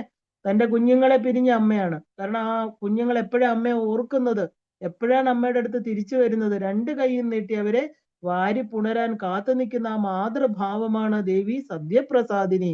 പെട്ടെന്ന് പ്രസാദിക്കുന്നവൾ. എല്ലാ അമ്മമാരും അങ്ങനെ തന്നെയാണ് ഇല്ലേ. ആ ഒരു ഫിസിക്കൽ മദർ ഇല്ലേ, നമ്മുടെ ഒരു ലൗകിക ജീവിതത്തിൽ അമ്മമാരും എത്ര കുഞ്ഞുങ്ങളോട് ദേഷ്യപ്പെട്ടാലും അവർ വന്ന് വീണ്ടും അമ്മാന്ന് വിളിച്ച് കരയുമ്പോൾ അവരെ പെട്ടെന്ന് ആശ്ലേഷിക്കുകയും അവർക്ക് വേണ്ടത് ചെയ്തു കൊടുക്കുകയും ചെയ്യുന്ന അതേ സ്വരൂപത്തിൽ തന്നെ ജഗദംബികയായിരിക്കുന്ന പരാശക്തി ഇവിടെ പറയുകയാണ്. ഉടൻ തന്നെ പ്രസാദിക്കുന്നവൾ. ഒന്നാമത്തെ നാമത്തിലെ ലളിതാംബികയെ നമ്മൾ അമ്മയായിട്ട് ആരാധിക്കുന്ന കാര്യം പറഞ്ഞു അല്ലെ. മാതൃഭാവനയോടെ ദേവിയെ ആരാധിക്കുന്ന ഉപാസകൻ ദേവി പ്രസാദത്തിന് വേണ്ടി കാത്തു നിൽക്കേണ്ട കാര്യമില്ല. കാരണം കുഞ്ഞിന്റെ ആഗ്രഹങ്ങൾ അറിഞ്ഞ് വേണ്ടത് ചെയ്യുന്ന അമ്മയെ പോലെ സ്മരിക്കുന്ന നിമിഷത്തിൽ തന്നെ പ്രസാദിക്കുന്നവളാണ് ദേവി. ഇപ്പൊ സൗന്ദര്യ ലഹരി പറയണു, ഭവാനിത്വം ദാസേ മൈ വിതര ദൃഷ്ടിം സകരുണ മിതി സ്തോതും വാഞ്ചൻ കഥയതി ഭവാനിത്വം ഇതി തദൈവത്വം തസ്മൈ ദിശസി നിജ സായുജ്യ പദവിയും മുകുന്ദ ബ്രഹ്മേന്ദ്ര സ്ഫുട മകുട നീരാജിത പദാം. അല്ലയോ ഭവാനി, ദാസനായ എന്നില് കരുണാപൂർണമായിരിക്കുന്ന ദൃഷ്ടി പതിപ്പിക്കണേ അമ്മ എന്ന് സ്തുതിക്കാൻ ആഗ്രഹമുള്ള ഒരുവൻ ഭവാനി ത്വം എന്നുള്ള 2 വാക്ക് പറഞ്ഞു കഴിയുമ്പോൾ തന്നെ അവിടുന്ന് ആ ഭക്തന് വിഷ്ണു, ബ്രഹ്മാവ്, ദേവേന്ദ്രൻ തുടങ്ങിയവരുടെ കിരീടങ്ങളുടെ പ്രകാശം കൊണ്ട് നീരാഞ്ജനം ചെയ്യപ്പെടുന്ന പാദങ്ങളോടുകൂടിയ നിൻ തിരുവടിയുടെ സായുജ്യത്തെ പ്രദാനം ചെയ്യുന്നു. ഈ ശ്ലോകത്തിലെ ഭവാനിത്വം എന്ന പ്രയോഗത്തിന് അഹം ബ്രഹ്മാസ്മി എന്ന് പറയുന്ന മഹാവാക്യ സംബന്ധമായിട്ട് അർത്ഥമുള്ളതുകൊണ്ട് അർത്ഥമുണ്ട്. കാരണം അത് നമ്മൾ മനസ്സിലാക്കിക്കൊള്ളണം. അപ്പൊ ശങ്കര ഭഗവത്പാദര് പറഞ്ഞു, ദേവി ഉടൻ പ്രസാദിക്കുന്ന സ്വഭാവം ഇതാണ് ഇവിടെ പറഞ്ഞിരിക്കുന്നത്. അതുകൊണ്ടാണ് സദ്യപ്രസാദിനി. അപ്പൊ ഈ അമ്മ ആരാണ്? വിശ്വസാക്ഷിണി. വിശ്വത്തിൽ ഓരോ നിമിഷവും ഓരോ കണത്തിലും സംഭവിക്കുന്നതെല്ലാം കണ്ടുകൊണ്ടിരിക്കുന്നവൾ, വിശ്വത്തിനാകെ സാക്ഷിയായിട്ടിരിക്കുന്നവൾ. സഹസ്രാക്ഷി സഹസ്രപാദ് അല്ലെ. ഇപ്പൊ വിശ്വസാക്ഷിണി എന്ന് പറഞ്ഞാൽ വിശ്വമായിരിക്കുന്നത് ദേവി തന്നെയാണ് അല്ലെ.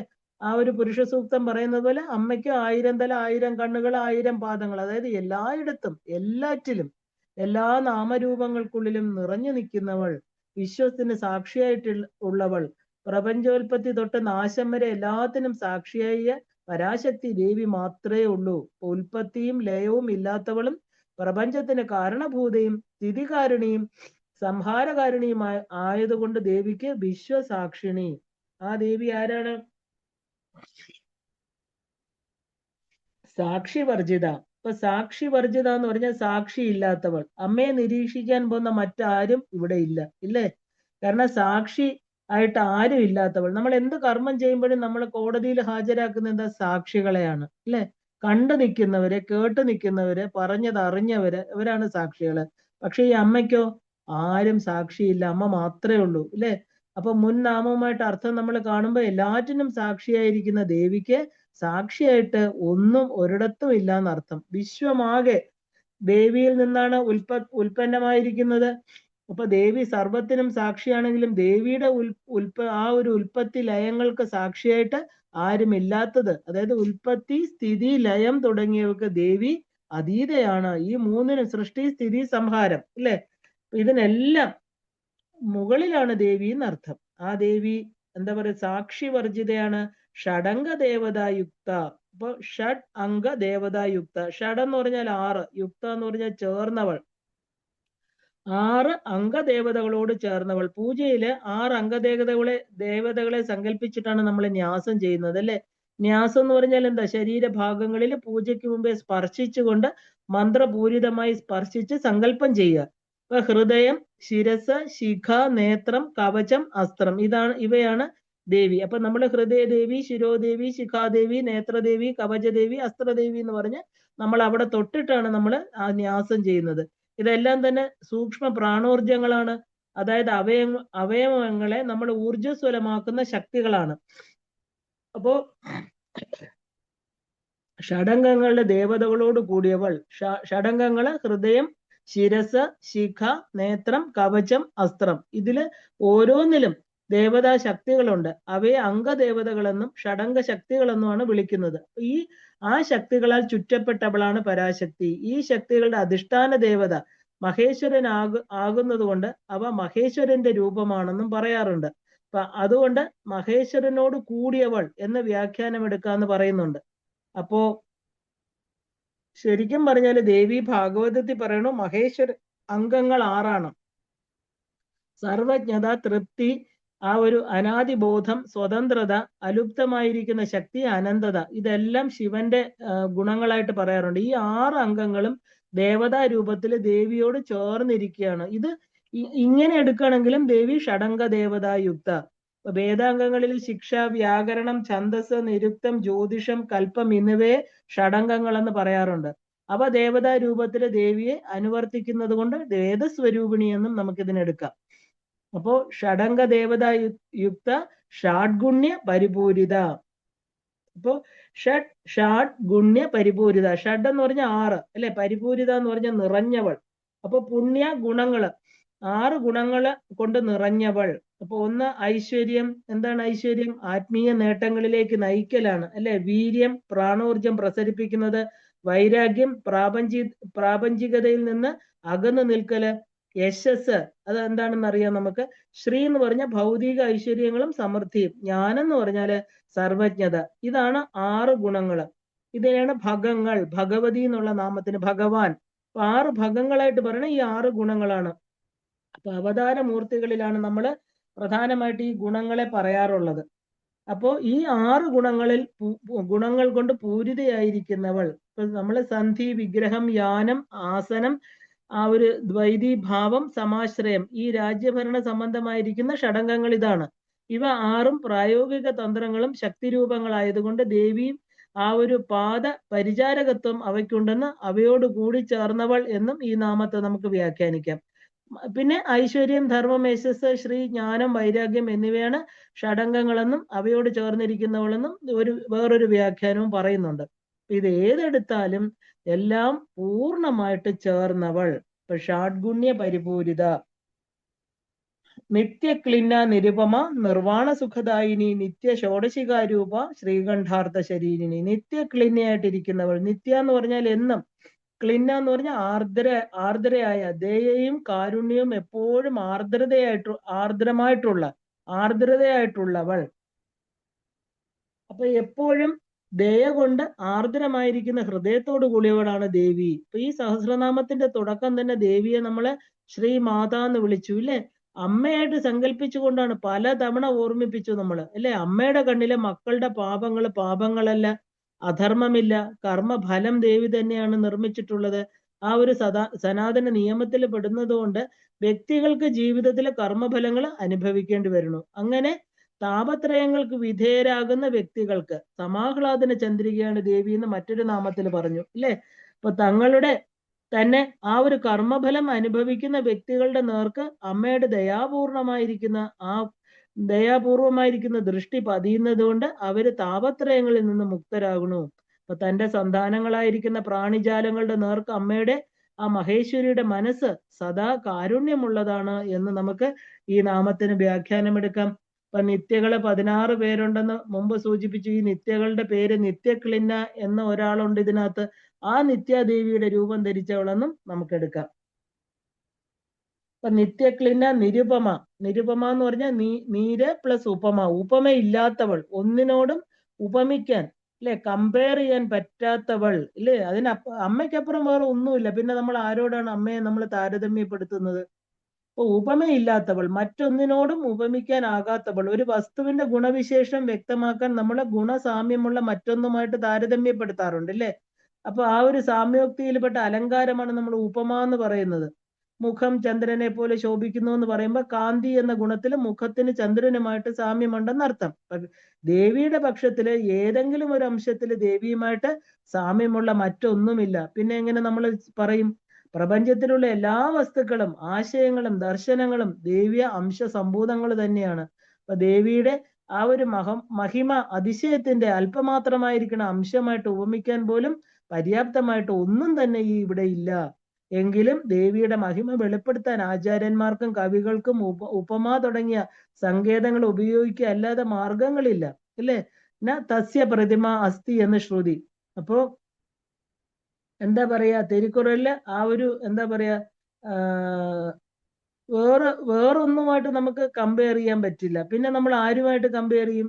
കാരണം അത് ഇവിടെയുള്ള വസ്തുക്കളൊക്കെ അതിന്റെ കൂടെ കമ്പയർ ചെയ്യുമ്പോൾ വളരെ തുച്ഛമാണ് ഇല്ലേ.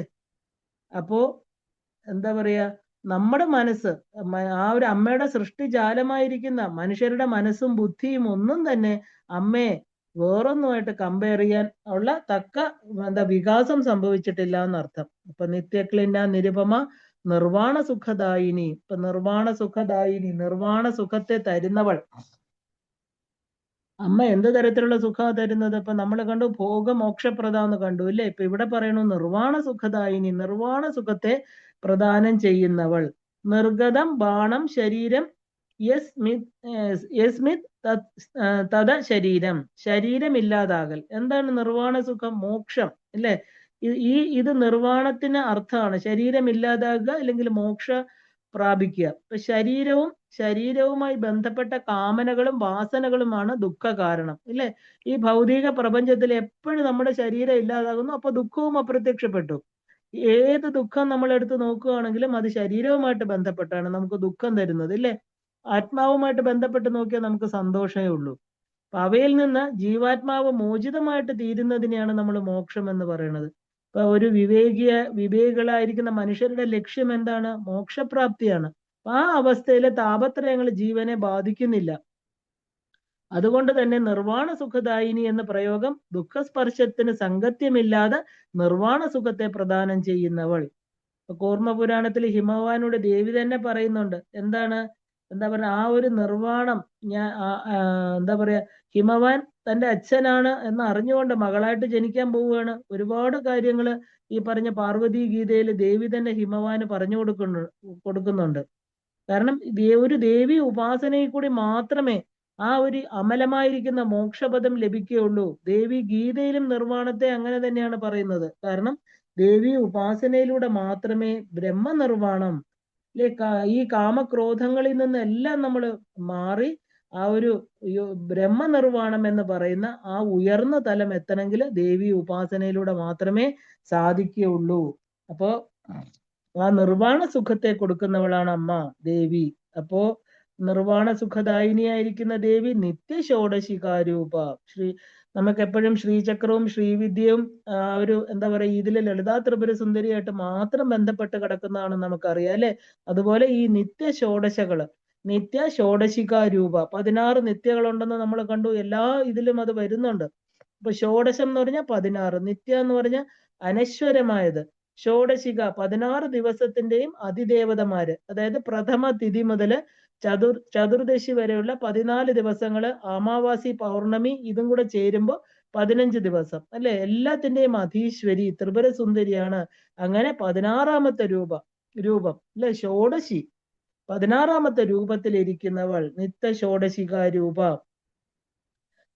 നമ്മള് പ്രഥമ തിഥിയിൽ കാമേശ്വരിയാണ്, ദ്വിതീയ ഭഗമാലിനി, തൃതീയ നിത്യക്ലിന, ചതുർത്ഥി ഭേരുണ്ട, പഞ്ചമി വന്യവാസിനി, ഷഷ്ടി വജ്രേശ്വരി അതായത് മഹാവിദ്വേശ്വരി എന്ന് പറയാറുണ്ട്, സപ്തമി ശിവദൂതി ഭൂതി എന്ന് പറയാറുണ്ട്, അഷ്ടമി ത്വരിത, നവമി കുലസുന്ദരി, ദശമി നിത്യ, ഏകാദശി നീലപതാക, ദ്വാദശി വിജയ, ത്രയോദശി സർവമംഗള, ചതുർദശി ജ്വാലാമാലിനി, അമാവാസി പൗർണമി ചിദ്രൂപ. അപ്പൊ ഏറ്റവും ഇതിനെല്ലാത്തിനും അധീശ്വരായിരിക്കുന്നവൾ ത്രിപുര സുന്ദരി. അപ്പൊ ഈ ദേവതമാരെന്ന് പറഞ്ഞാല് നമ്മുടെ പ്രാണ ഊർജങ്ങളാണ്. അതിന്റെ എല്ലാം അധീശ്വരി അമ്മയായിട്ടിരിക്കുന്നവൾ. എല്ലാ പ്രാണ ഊർജങ്ങളുടെയും അധിഷ്ഠാനം അമ്മ തന്നെയാണ് എന്ന് പറയാം. ഓരോ തിഥിയിലും പ്രകൃതിയില് പ്രാണോർജത്തിന് മാറ്റം ഉണ്ടാകും. അപ്പൊ അന്നന്നത്തെ പ്രാണോർജത്തിന്റെ പ്രത്യേക ശക്തിയാണ് ഇവിടെ നമ്മൾ ഓരോ പേരിലൂടെ കാണുന്നത്. അപ്പോ ശരിക്കും പറഞ്ഞാല് ആ ഒരു വസിഷ്ഠ സംഹിതയിൽ ഉദ്ധരിക്കുന്ന ഈശ്വര പ്രോക്തങ്ങളായിരിക്കുന്ന വചനം അനുസരിച്ച് ത്രിപുരസുന്ദരി, കാമേശ്വരി, ഭഗമാലിനി തുടങ്ങിയ ആ ഒരു എന്താ പറയാ മഹാവിദ്യേശ്വരി അതായത് മഹാവജ്രേശ്വരി എന്ന പാഠം, രൗദ്രി, കുളസുന്ദരി, നിത്യ, നീലപതാക തുടങ്ങിയ എല്ലാ ദേവതകളും 16 പേരെയാണ് നമ്മൾ നിത്യ ദേവതമാരെന്ന് ഇപ്പൊ നമ്മൾ കണ്ടു. ഇവര് തിഥി രൂപിണികളാണ്. പ്രതിപദം മുതൽ വാവു വരെയുള്ള തിഥികളുടെ കലാദേവിമാരായിരിക്കുന്ന 15 നിത്യ ദേവതമാരോട് ലളിതാദേവിയെ ചേർത്ത് ഷോഡശിക നിത്യ എന്ന് നമ്മൾ പറയണം. ഇപ്പൊ ശ്രീചക്രത്തിന്റെ അംഗദേവതമാരാണ് ഇവരെല്ലാം തന്നെ. ഈ ദേവതമാരെ നമ്മൾ ശ്രീചക്രത്തിൽ പ്രത്യേകം പൂജിക്കുന്നുണ്ട്. അവർക്ക് മന്ത്രം, യന്ത്രം എല്ലാം പ്രത്യേകമായിട്ടുണ്ട്. ഇപ്പൊ ഷോഡശാക്ഷരി മന്ത്രത്തിന്റെ അക്ഷരവിന്യാസത്തിലും ഈ ദേവിമാരെ മന്ത്രരൂപിണികളായിട്ട് കാണുന്നുണ്ട്. ഇപ്പൊ ഇവരെ കുറിച്ച് കൂടുതൽ വിവരം ഗുരുമുഖത്ത് നിന്നറിയണം. 16 നിത്യ ദേവതമാരുടെ രൂപമുള്ളവൾ എന്ന നാമത്തിന് നമുക്ക് അർത്ഥമെടുക്കാം. അപ്പോ ശരിക്കും പറഞ്ഞാല് ആ ഒരു തിഥിനിത്യ ദേവതകളെല്ലാം തന്നെ ആ എന്താ പറയാ ഈ ലളിതാദേവിയുടെ അംഗങ്ങളാണ് എന്ന് നമുക്ക് എടുക്കണം. ആദ്യയ ലളിതായ എന്ന് പറയുന്നുണ്ട്. ആദ്യം എന്ന് പറയുന്നത് എന്താ? ആദ്യാദേവി, അത് ദേവി ലളിതാ ത്രിപുര സുന്ദരിയാണ്. അമ്മയുടെ തന്നെ 15 രൂപങ്ങൾ തന്നെയാണ് ഈ 15 തിഥി നിത്യ ദേവതകള്. അപ്പൊ ആ ഒരു എന്താ എല്ലാം അമ്മയിൽ നിന്ന് തുടങ്ങി അമ്മയിലേക്ക് അവസാനിക്കുകയാണ്. അപ്പൊ ആ ദേവി ആരാണ്? ശ്രീകണ്ഠ അർത്ഥ ശരീരിണി. ശ്രീകണ്ഠ അർത്ഥ ശരീരിണി, ശിവന്റെ പകുതി ശരീരമായിട്ടിരിക്കുന്നവൾ. ശ്രീ എന്ന് പറഞ്ഞാല് അന്തരീക്ഷത്തിലെ ഹാനികരമായിരിക്കുന്ന രശ്മികൾ, ഹാനികരമായതുകൊണ്ട് അതിനെ വിഷം എന്നാണ് പറയുന്നത് അല്ലെ. ശ്രീകണ്ഠൻ, വിഷത്തെ കണ്ഠത്തിൽ ധരിച്ചവൻ ശിവൻ. എന്തുകൊണ്ടാണ് ഭഗവാന് ശ്രീകണ്ഠൻ എന്നുള്ള പേര് കിട്ടിയത് നമുക്കെല്ലാം അറിയാം. പാലാഴി മദന സമയത്ത് എന്താ പറയാ, ആ ഹലാഹലം എന്ന് പറയുന്ന ആ വാസുകിയുടെ വായിൽ നിന്ന് വമിച്ച ആ ഉഗ്രവിഷം കഴിക്കാനായിട്ട് ആരുമില്ല, ദേവന്മാരില്ല, അസുരന്മാരില്ല, വേറെ ആരും ഇല്ലായിരുന്നു. ധൈര്യമായിട്ട് ഞാൻ കഴിക്കാന്ന് പറഞ്ഞ് മുന്നോട്ട് വന്ന ഒരാളെ ഉണ്ടായിരുന്നുള്ളൂ അല്ലേ, ഭഗവാൻ മഹാദേവൻ. അദ്ദേഹം ആ വിഷം കഴിക്കുകയും ആ ഒരു എന്താ പറയാ ഭഗവതി ദേവി പരാശക്തി ഭഗവാന്റെ കഴുത്തിലൊന്ന് തൊടുകയും ചെയ്തപ്പോ ആ വിഷം കഴുത്തിൽ ഉറഞ്ഞുകൂടി ശ്രീകണ്ഠനായിട്ട് തീർന്നു അല്ലേ. അപ്പോ ആ ഒരു ശ്രീകണ്ഠാർത്ഥ ശരീരിണി, ശ്രീകണ്ഠന്റെ ശിവന്റെ ശരീരാർത്ഥമായിരിക്കുന്നവൾ. ശിവൻ തന്റെ ശരീരത്തിന്റെ പകുതി അതുകൊണ്ട് ദേവിക്ക് അർപ്പിച്ച് അർദ്ധനാരീശ്വരനായിട്ട് തീർന്നു എന്ന് പ്രസിദ്ധമാണ്. അപ്പൊ ശിവനിൽ നിന്ന് ഭിന്നയെല്ലാം ദേവി എന്ന് ഇതിന് താല്പര്യം. ഒരേ ശക്തി തന്നെ പുരുഷ പ്രകൃതികളായിട്ട് പിരിഞ്ഞ് ശിവനും ശക്തിയുമായിട്ട് നിലകൊള്ളുന്നു എന്നറിയണം. തത്രയാ സാ മഹാഭാഗ ശങ്കരസ്യ അർത്ഥകായിനി കായാർത്ഥം ദക്ഷിണം തസ്യ ശുക്ലം വാമം തഥാസിതം ആത്മാനം വിഭജസ്വേതി പ്രോക്തം ദേവി സ്വയംഭുവ തദൈവ ദ്വിവിധഭൂത ഗൗരി കാളീതി സാ ദ്വിജ എന്ന് വായുപുരാണത്തിൽ പറയുന്നുണ്ട്. അർദ്ധനാരീശ്വര രൂപത്തില് പകുതി നീലയും പകുതി ശുക്ലവർണവുമായിട്ടുള്ള രൂപമാണ്. അപ്പൊ ശ്രീകണ്ഠ അഭിന്നയായിട്ടുള്ള ദേവി സ്വയം രണ്ടായിട്ട് പിരിഞ്ഞ് ശുക്ലവർണയായിരിക്കുന്ന ഗൗരിയും കൃഷ്ണവർണമായിരിക്കുന്ന കാളിയുമായിട്ട് തീർന്നു. അപ്പൊ ഇതിൽ ഓരോ രൂപവും ശ്രീകണ്ഠന്റെ അർത്ഥ ശരീരങ്ങളാണെന്നും അതുകൊണ്ട് ദേവി കാളി രൂപത്തിലായാലും ഗൗരി രൂപത്തിലായാലും ശ്രീകണ്ഠാർത്ഥ ശരീരിണിയാണെന്നും വ്യാഖ്യാനം. അപ്പൊ ശ്രീകണ്ഠ ശബ്ദം അകാരത്തെ കുറിക്കുന്നു. അകാരം ശ്രീകണ്ഠ സുരേശച്ച ലലാടം കേശവവും മൃദേ. അപ്പൊ മാതൃക ആ ഒരു എന്താ പറയുക, ഇതിനർത്ഥം സ്വീകരിക്കാല് അകാരം ശരീരാർത്ഥമായവൾ. അപ്പൊ ആ വാഗ്രൂപേണ എന്നർത്ഥം. അകാരം തന്നെയാണ് നാനാരൂപങ്ങൾ കൈക്കൊണ്ട് വൈഖരിയായിട്ട് ഭാഷ പ്രവർത്തനം നടത്തുന്നതെന്ന് വ്യംഗ്യം. അപ്പോ എന്താണ് ആ ഒരു പല വർണ്ണങ്ങളായിട്ട് സ്വരവ്യഞ്ജനങ്ങളായിട്ട് പ്രത്യക്ഷപ്പെടുന്നത് അകാരം എന്ന് പറയുന്ന അക്ഷരമാണ് അല്ലെ. അങ്ങനെയുള്ള അകാരം സ്വരൂപമായിട്ടിരിക്കുന്നവൾ. അങ്ങനെ നമുക്ക് ഈ നാമത്തിന് അർത്ഥമെടുക്കാം. അപ്പോ വാക് സംഭൂത പരാശക്തിറിയാ ചിദ്രൂപ പരാഭിത വന്ദേ താമനിശം ഭക്ത്യ ശ്രീകണ്ഠാർത്ഥ ശരീരിണിയും. അപ്പൊ ദേവി ഭഗവാന്റെ എന്താ പറയാ പിരിക്കാൻ പറ്റാത്ത അർദ്ധനാരീശ്വര സ്വരൂപത്തോട് കൂടിയവളാണ് എന്ന് പറയണു. അപ്പോ പ്രഭാവതി പ്രഭാരൂപ പ്രസിദ്ധ പരമേശ്വരി മൂലപ്രകൃതി അവ്യക്ത വ്യക്താവ്യക്ത സ്വരൂപിണി. പ്രഭാവതി എന്ന് പറഞ്ഞാൽ പ്രഭയോട് കൂടിയവൾ. പ്രഭകൾ എന്ന് പറഞ്ഞാൽ എന്താ, ദേവിയുടെ അഷ്ട ഐശ്വര്യങ്ങൾ. അപ്പൊ പ്രഭകളോട് കൂടിയവൾ. പ്രഭ എന്ന പദം മുഖ്യമായിട്ടും ശോഭയെ കുറിക്കുന്നു. കിരണം എന്നാണ് അർത്ഥം. കാന്തിമതി എന്ന് നമുക്ക് വാച്യാർത്ഥം എടുക്കാം. സൗന്ദര്യ ലഹരിയിൽ പറയണു, അല്ലയോ നിത്യയായിരിക്കുന്ന ദേവി, നിൻ തിരുവടിയുടെ ദേഹത്തിൽ നിന്ന് ഉത്ഭവിക്കുന്ന കിരണങ്ങളാകുന്ന അണിമാദികളായ ആവരണ ദേവകൾ ചുറ്റും നിന്ന് സേവിക്കുന്ന അങ്ങയെ ഏത് ഉപാസകനാണോ അവിടുന്ന് ഞാൻ തന്നെയാണ് എന്നുള്ള അഭേദ ബുദ്ധിയോടുകൂടി ധ്യാനിക്കുന്നത്, ആ സാധകൻ പരമശിവന്റെ ഐശ്വര്യത്തെ തൃണമാക്കി തീർക്കുന്നു. അപ്പോ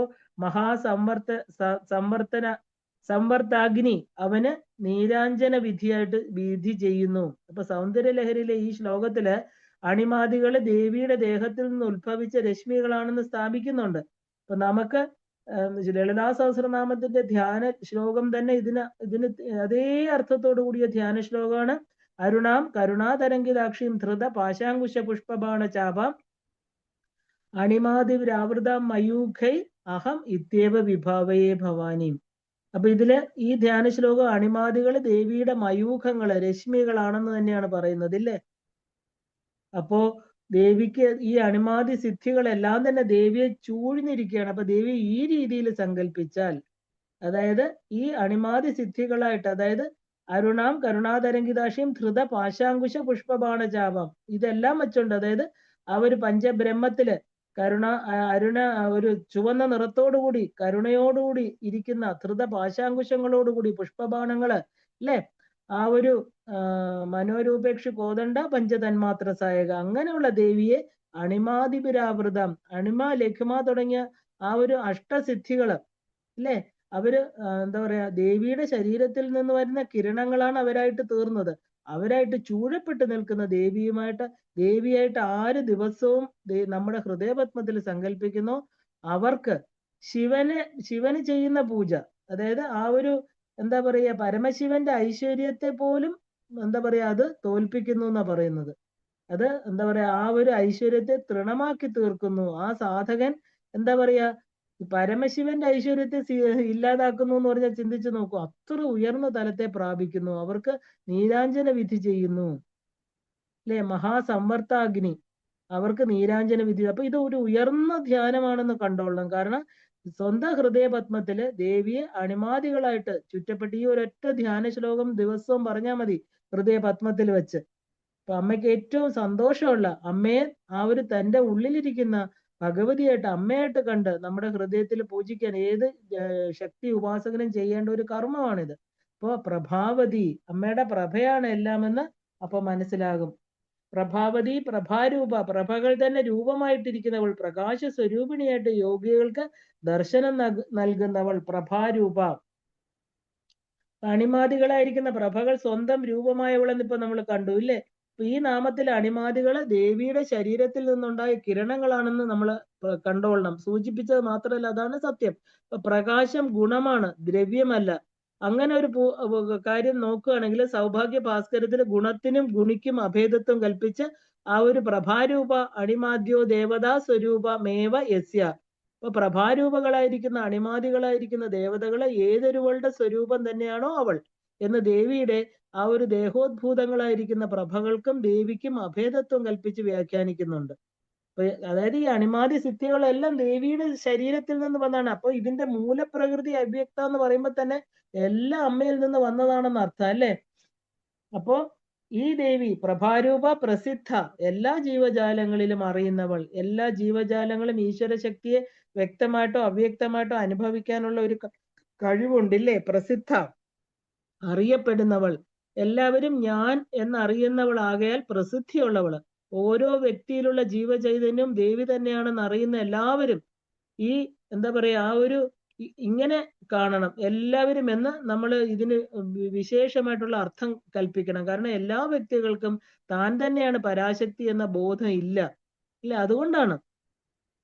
അപ്പോ താമഹം പ്രത്യയ വ്യജാത് വ്യാജാത് സർവേ ജാനന്തി ജന്തവഹ എന്ന് ദേവി ഭാഗവതത്തിൽ പറയുന്നു. സർവ ചൈതന്യ രൂപാം താം ആദ്യാം വിദ്യാം ച ധീമഹീം എന്ന അതേ ഗ്രന്ഥത്തിൽ പറയുന്നുണ്ട്.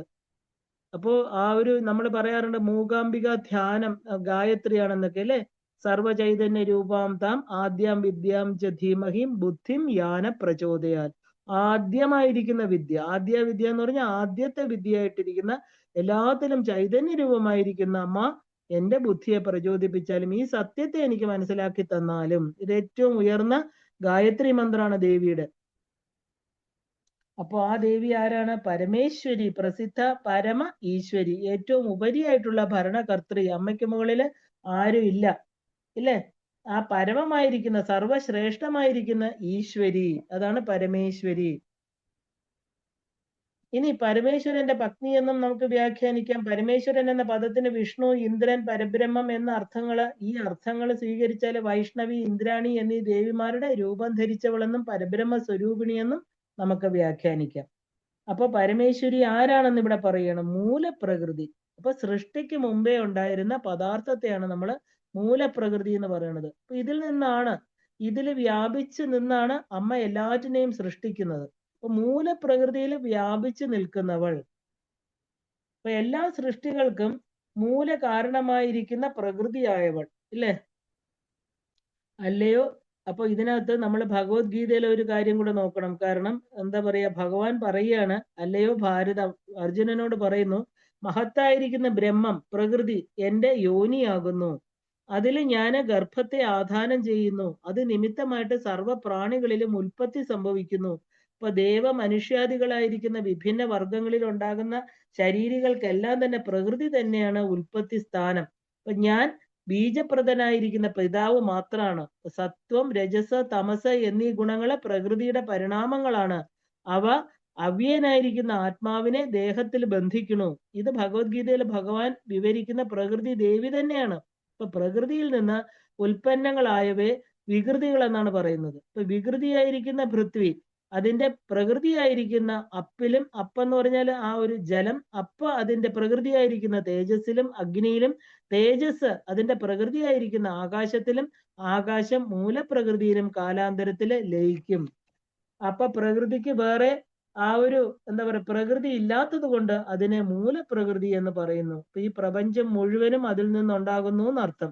എല്ലാത്തിനും നമ്മൾ ആ ഒരു മൂലമാകയാൽ ദേവിക്ക് മൂലപ്രകൃതി. അപ്പോ എന്താ പറയാ, ആ ഒരു വേദമാതാവായിരിക്കുന്ന സരസ്വതിയാണ് മൂലപ്രകൃതി എന്ന് പറയാറുണ്ട്. ശിവൻ ആ മൂലപ്രകൃതിയിൽ നിന്ന് ഉണ്ടായി എന്ന് പറയാറുണ്ട്. ആ ഒരു മന്ത്ര അർത്ഥത്തില് ആ ഒരു ശ്രീവിദ്യ മന്ത്രത്തിന്റെ പ്രകൃതി എന്നർത്ഥം. അപ്പൊ ഈ അർത്ഥത്തിന്റെ വിശദാംശം നമ്മൾ ഗുരുമുഖത്തു നിന്ന് തന്നെ അറിയേണ്ടതാണ്. കാരണം തന്ത്രാർത്ഥത്തില് ആ ഒരു എന്താ പറയാ നമ്മളെ തന്ത്രശാസ്ത്രം പറയുന്നു, നമ്മൾ ഈ പറഞ്ഞ ഒരു സുഷുമ്ന നാഡിയിൽ നിന്ന് ചുറ്റപ്പെട്ടിരിക്കുന്ന, അതായത് നമ്മുടെ മൂലാധാരത്തിലെ സുഷുമ്ന നാഡിയാൽ ചുറ്റപ്പെട്ടിരിക്കുന്ന കുണ്ടലിനിയാണ് അഷ്ടപ്രകൃതി രൂപമായിരിക്കുന്ന മൂലപ്രകൃതി എന്ന് പറയുന്നുണ്ട്. മഹദാദി സപ്തക രൂപമായിരിക്കുന്ന സുഷുമ്ന നാഡി, അതായത് നമുക്ക് 7 ആധാര ചക്രങ്ങളെ പറയുന്നുണ്ട്. അതിൽ മൂലാധാരത്തിൽ സ്വയംഭൂ ലിംഗത്തിൽ ചുറ്റിയിരിക്കുന്ന കുണ്ടലിനി ശക്തി ഇല്ലേ, ആ കുണ്ടലിനി അഷ്ടപ്രകൃതി രൂപമായിരിക്കുന്ന മൂലപ്രകൃതിയാണ്. അപ്പോ ഇവിടെ ശരിക്കും പറഞ്ഞാല് ആ ഒരു കുണ്ടലിനി ശക്തിയാണ് നമ്മൾ മൂലപ്രകൃതി എന്ന് പറയുന്നത്. കുണ്ടലിനി തന്നെയാണ് അഷ്ടപ്രകൃതി രൂപമെടുത്ത് അവിടുന്നാണല്ലോ നമുക്ക് മൂലാധാരം, സ്വാധിഷ്ഠാനം, ഭൂമി, ജലം, അഗ്നി, ആകാശം, വായുവായിട്ട് രൂപപ്പെടുന്നത്. അപ്പൊ ഈ കുണ്ടലിനി ശക്തി തന്നെയാണ് സുഷുമ്ന നാഡികളിൽ കൂടെ ആധാരങ്ങളെ ഭേദിച്ചുകൊണ്ട് സഹസ്രാരം എത്തുന്നത്. ഈ അഷ്ടപ്രകൃതികള്, അതായത് ഈ എന്താ പറയുക നമ്മുടെ ആ ഒരു ഷഡാധാരങ്ങൾ തന്നെയാണ്. ഷഡാധാരങ്ങളിൽ കൂടെ, അതായത് തന്മാത്രകളെ, പഞ്ചഭൂതങ്ങളെ എല്ലാം നമ്മൾ ഷഡാധാരങ്ങളുമായിട്ട് ബന്ധപ്പെടുത്തിയാ കിടക്കുന്നത്. അപ്പൊ ഈ പ്രകൃതി എന്ന് പറയുന്ന എല്ലാം കൂടി ചേർന്ന മൂലപ്രകൃതിയാണ് നമ്മൾ കുണ്ടലിനി ശക്തി. നമ്മൾ അത് പ്രകൃതിക്ക് കുണ്ടലിനിയുണ്ട്, നമ്മുടെ ശരീരത്തിലും കുണ്ടലിനി ശക്തിയുണ്ട് ഇല്ലേ. ഒന്ന് ശരീരത്തിൽ ഇരിക്കുമ്പോൾ നമ്മൾ അത് നമ്മുടെ, അതായത് ഓരോ വ്യക്തിഗത കുണ്ടലിനി, മറ്റത് പ്രപഞ്ച കുണ്ടലിനി. അപ്പൊ ആ ദേവി ആരാണ്? അവ്യക്ത. അതുകൊണ്ടാണ് അടുത്ത നാമത്തില് നമ്മൾ അവ്യക്ത എന്നുള്ള നാമം. കാരണം ഇതൊന്നും നമുക്ക് ഇന്ദ്രിയങ്ങൾ കൊണ്ട് വ്യക്തമല്ലാത്തവൾ. ഇന്ദ്രിയം, മനസ്സ്, ബുദ്ധി അല്ലെ. അപ്രാപ്യ മനസ്സ സഹ ഏതോ വാചോ നിവർത്തന്തേ അപ്രാപ്യ മനസ്സ സഹ. നമ്മുടെ വാക്കുകൊണ്ടോ ചിന്തകൾ കൊണ്ടോ ഇന്ദ്രിയങ്ങൾ കൊണ്ടോ നമുക്കിതൊന്നും അറിയാൻ പറ്റില്ല. വ്യക്തതയില്ലാത്തവൾ.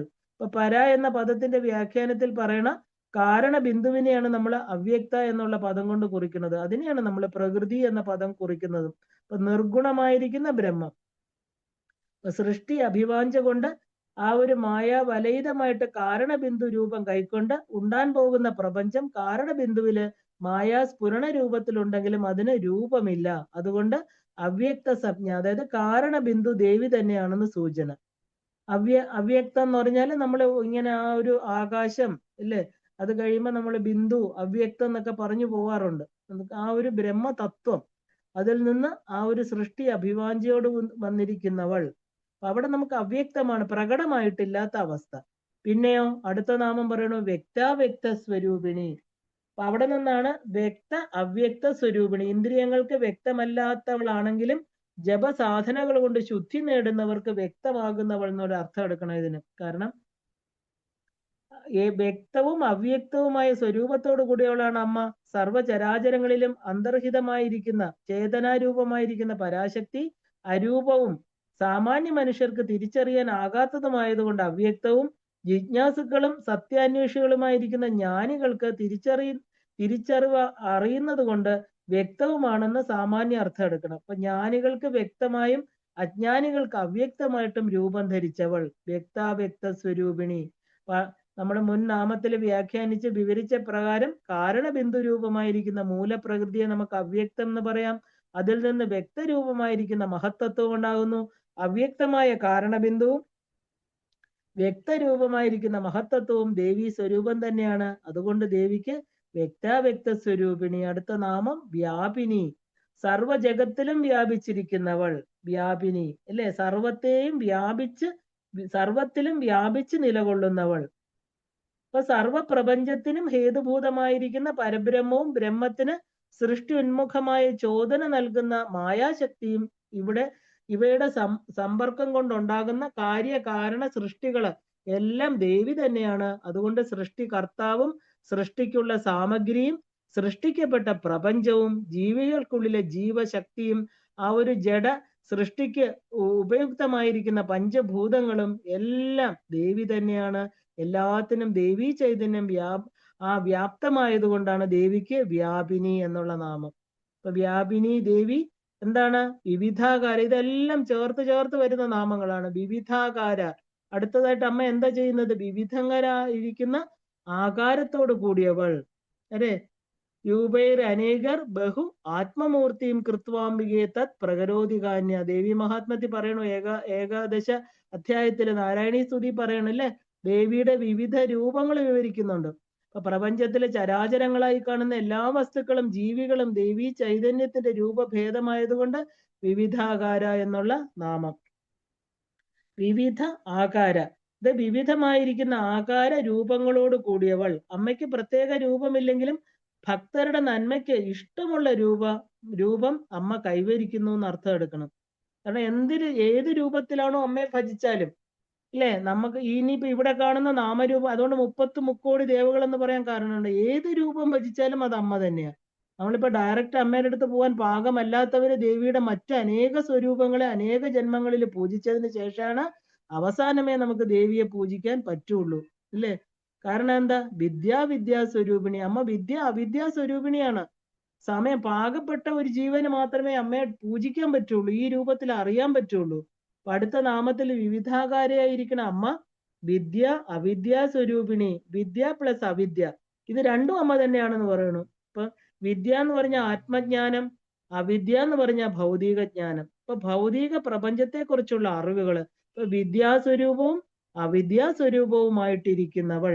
ഇപ്പൊ വിദ്യാസ്വരൂപിണിയും അവിദ്യാസ്വരൂപിണിയുമായവൾ. ഇവിടെ വിദ്യ എന്ന് പറഞ്ഞാൽ ശരിക്കും സ്വാത്മജ്ഞാനത്തെ മാത്രമാണ് പറയുന്നത്. അവിദ്യ എന്ന് പറഞ്ഞാലോ ആ ഒരു ചരമവൃത്തി രൂപമായിരിക്കുന്ന അജ്ഞാനം. ഈ പ്രപഞ്ചത്തെ കുറിച്ചുള്ള ജ്ഞാനമൊക്കെ എന്താ പറയാ, അപരാവിദ്യയാണ് ഇല്ലേ, അവിദ്യയാണ്. അപ്പോ ആ ഒരു ബൃഹദ് ആരണ്യ ഉപനിഷത്തും ദേവി ഭാഗവതത്തിലും എല്ലാം പറയുന്നുണ്ട്, ദേവി ബ്രഹ്മൈവ സാധി ദുഷ്പ്രാപ വിദ്യ അവിദ്യാ സ്വരൂപിണി. വിദ്യയും അവിദ്യയും ദേവിയുടെ സ്വരൂപങ്ങളായിട്ട് തന്നെയാ പറയുന്നത്. ദേവി പ്രകൃതിയായിട്ടിരിക്കുമ്പോ അവിദ്യയായിട്ട് മായയായിട്ട് നമ്മൾ കാണുന്നു അല്ലെ, മായയിലൂടെ. അതിന്റെ സത്യം മനസ്സിലാക്കാൻ പറ്റുന്നില്ല. അപ്പൊ ജ്ഞാനത്തിലൂടെ കാണുമ്പോൾ ഇതിന്റെ എല്ലാം ആത്മസ്വരൂപിണിയായിട്ട് സൂക്ഷ്മ രൂപത്തിൽ അമ്മയാണെന്ന് തിരിച്ചറിയുന്നവരാണ് ജ്ഞാനികള്.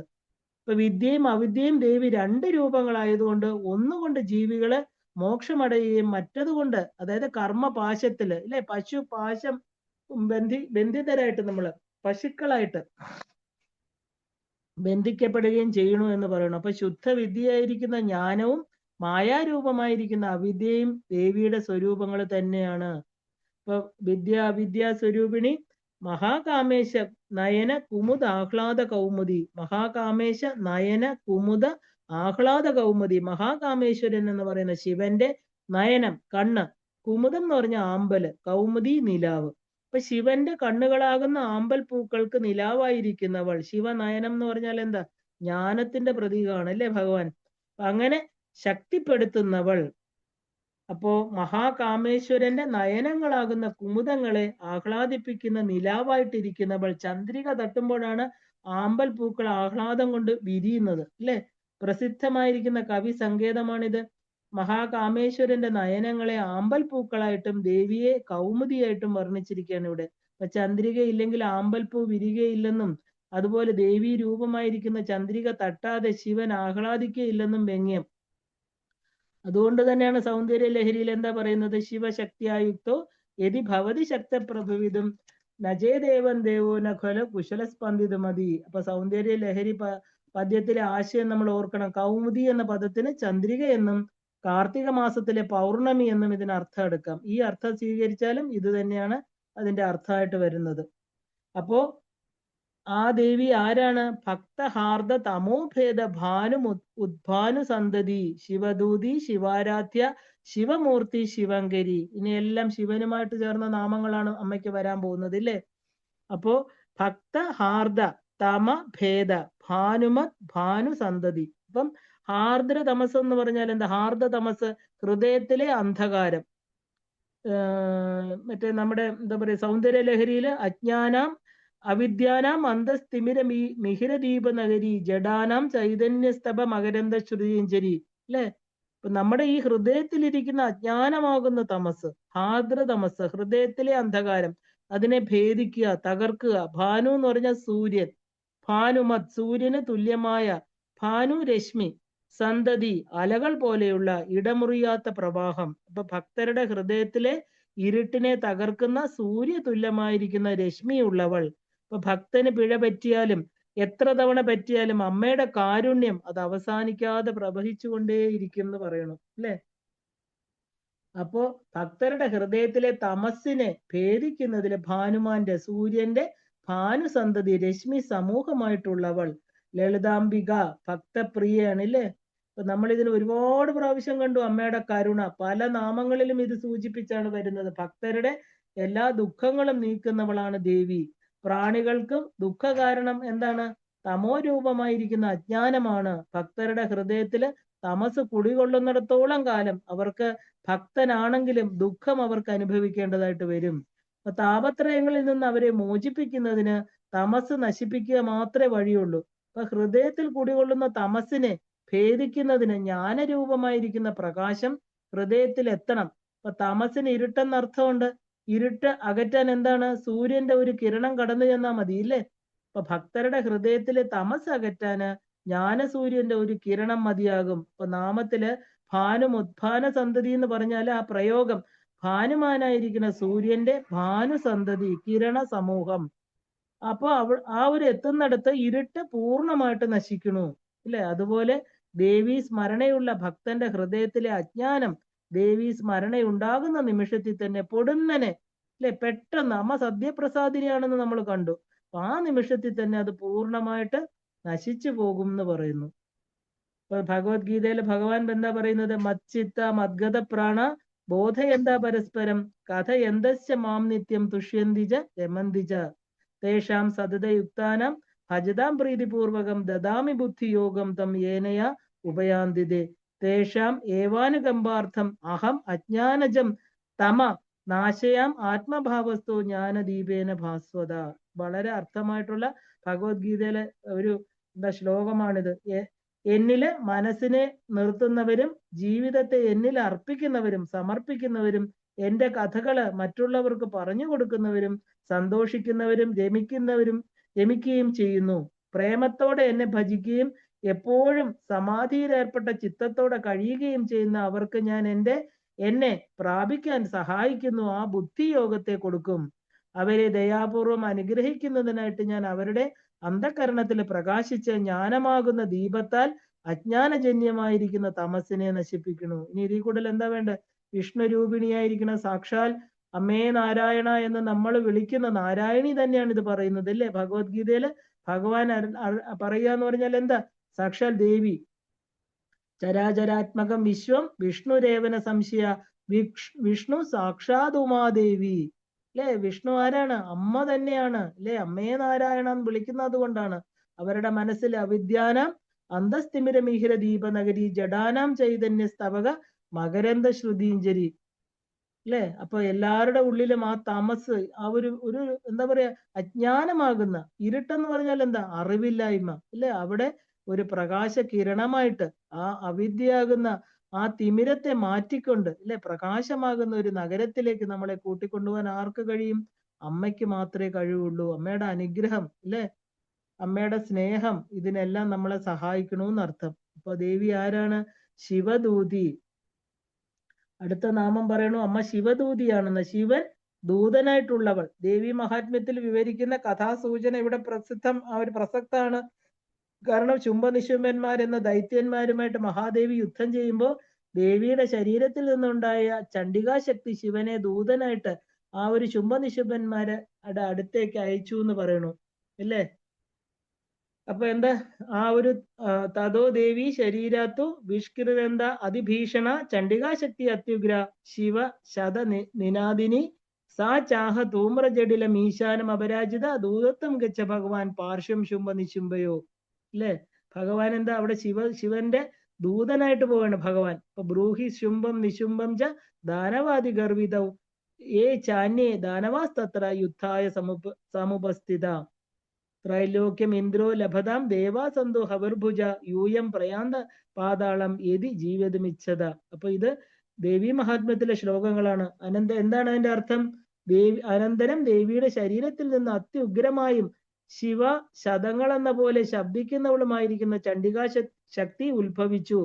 അപരാജിതയായിരിക്കുന്ന ആ ചണ്ഡികാശക്തി ധൂമ്രവർണ്ണമായിരിക്കുന്ന ജടകൾ ധരിച്ച ശിവനോട് പറഞ്ഞു, ഭഗവാൻ അങ്ങ് എന്റെ ദൂതനായിട്ട് ശുംഭനിശുംഭന്മാരുടെ അടുക്കലേക്ക് പോയാലും അതിഗർവിഷ്ഠരായിരിക്കുന്ന ശുംഭനിശുംഭന്മാരോടും കൂടെ യുദ്ധത്തിനായിട്ട് എത്തിയിട്ടുള്ള മറ്റുള്ള സുരന്മാരോടും ഇപ്രകാരം പറയണം, ഇന്ദ്രന് 3 ലോകങ്ങളുടെയും ആധിപത്യം ലഭിക്കട്ടെ, ദേവൻ ഹവിർഭുക്കുകളാകട്ടെ, നിങ്ങൾ ജീവിച്ചിരിക്കാൻ ആഗ്രഹമുണ്ടെങ്കിൽ പാതാളത്തിലേക്ക് പോവുക, ബലാവലേപം നിങ്ങൾ യുദ്ധകാംക്ഷികളാണെങ്കിൽ വരിക, നിങ്ങളുടെ മാംസം കൊണ്ട് എന്റെ പരിവാരങ്ങളായിരിക്കുന്ന ശിവകൾ തൃപ്തിയടയട്ടെ.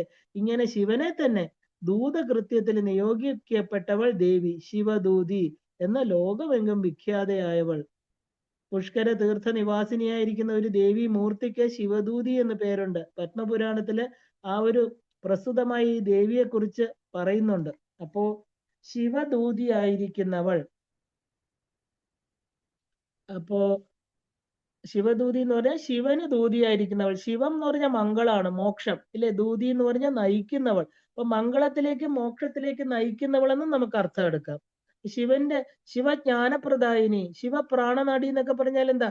ശിവം എന്ന് പറയുന്ന മംഗളം മോക്ഷം കിട്ടണമെങ്കിൽ ആര് വേണം? അമ്മ വേണം ഇല്ലേ? അമ്മയ്ക്ക് നമ്മൾ ആ ഒരു ടോട്ടലി സറണ്ടർ ചെയ്തെങ്കിൽ മാത്രമേ അമ്മ നമ്മളെ ശിവനിൽ എത്തിക്കുകയുള്ളൂ. അപ്പൊ ശിവദൂതി, ശിവാരാധ്യ, ശിവ ആരാധ്യ, എല്ലാ മംഗളമാർഗങ്ങളുടെയും മംഗളമാർഗങ്ങളിലൂടെയും ആരാധിക്കപ്പെടുന്നവൾ. ശിവം എന്ന് പറഞ്ഞാൽ എപ്പോഴും മംഗളം എടുക്കണം, അല്ല ജടാജൂഢധാരിയായിരിക്കുന്ന ശിവനെ അല്ല നമ്മൾ അവിടെ കാണേണ്ടത്. ഇനി അടുത്തതായിട്ട് നമുക്ക് വേണമെങ്കിൽ ശിവനാൽ ആരാധ്യയായവൾ എന്ന് പറയാം. ദേവിയെ ആരാധിച്ച് പ്രസാദിപ്പിച്ചാണ് ശിവൻ അർദ്ധനാരീശ്വരത്വം നേടിയെന്ന് ബ്രഹ്മാണ്ഡ പുരാണത്തിൽ പറയുന്നുണ്ട് ഇല്ലേ?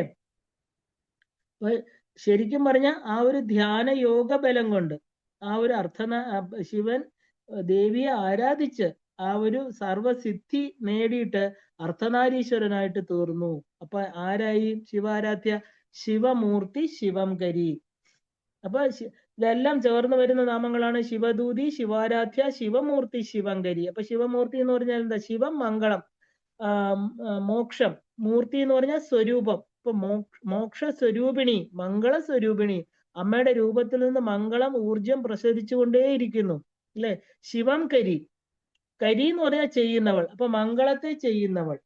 അപ്പൊ ശിവനാൽ ആരാധ്യയായിട്ടുള്ള ദേവി ശിവമൂർത്തി തന്നെയാണ്, ശിവമൂർത്തിയായവളാണ്. ശിവൻ ദേവി സ്വരൂപം തന്നെയാണെന്നുള്ള അർത്ഥത്തില് ശിവൻ തന്നെ മൂർത്തിയായിരിക്കുന്നവൾ. അപ്പോ ഈ അർത്ഥത്തില് ശിവനും ശക്തിയും തമ്മിൽ ഭേദമില്ല എന്നുള്ള സൂചന വീണ്ടും വീണ്ടും പറയുകയാണ്.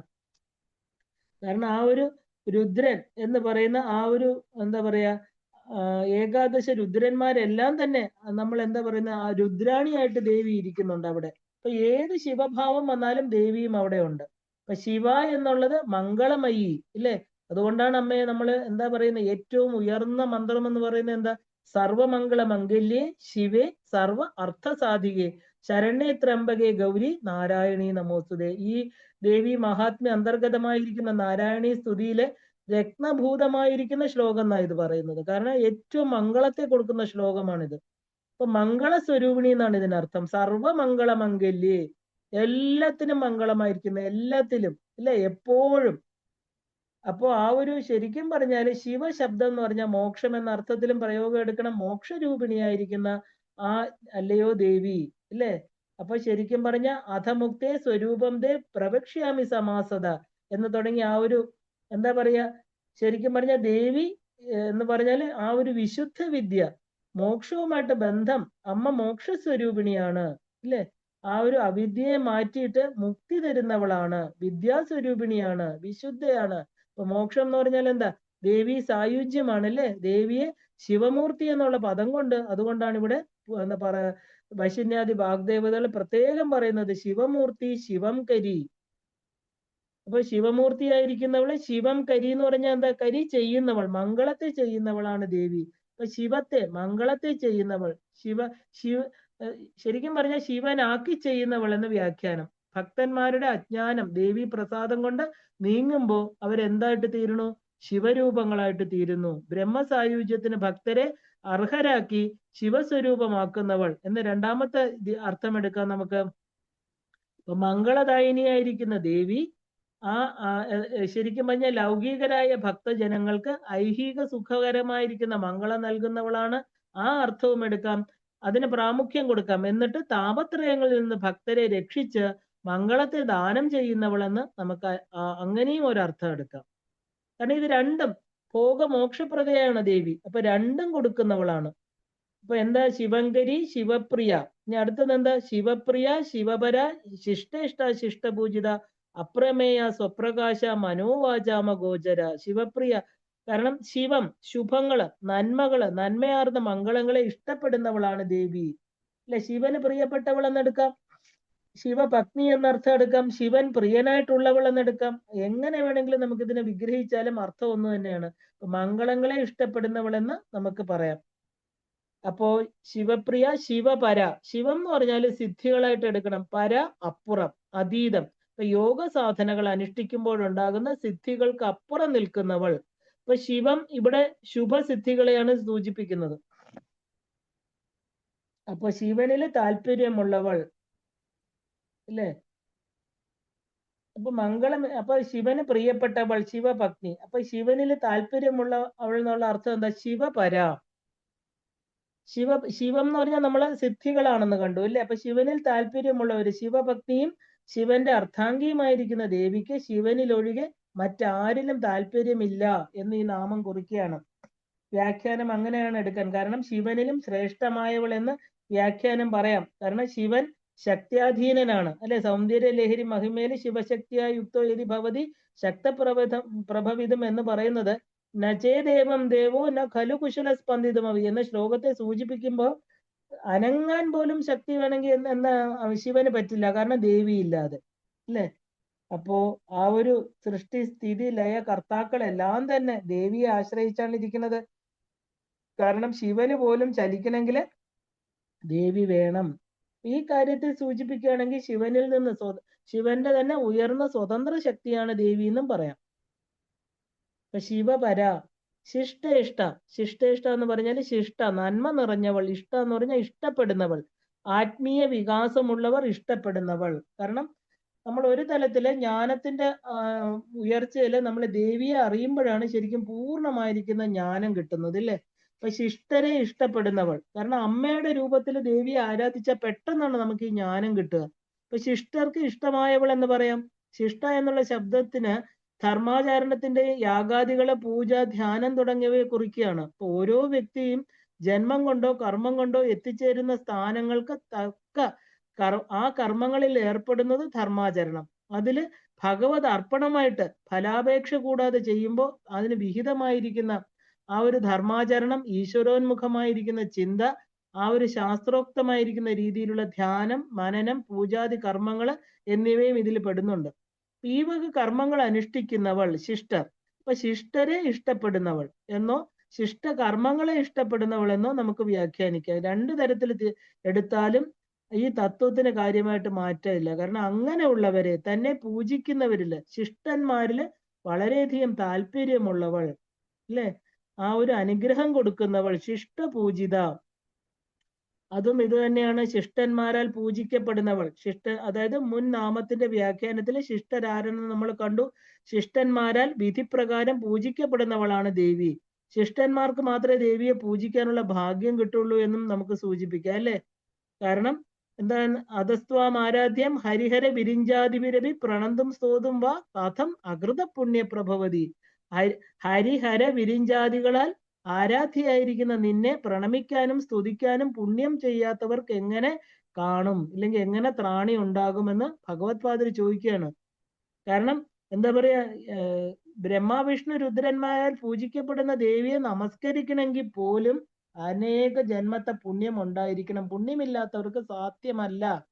അത് വളരെ വ്യക്തമായിട്ട് ശങ്കര ഭഗവത്പാദർ തുടക്കത്തിൽ തന്നെ പറയുന്നുണ്ട് അല്ലെ. ലളിതാംബിയെ പൂജിക്കാൻ കഴിയണമെങ്കിൽ ശിഷ്ടനായിരിക്കണം.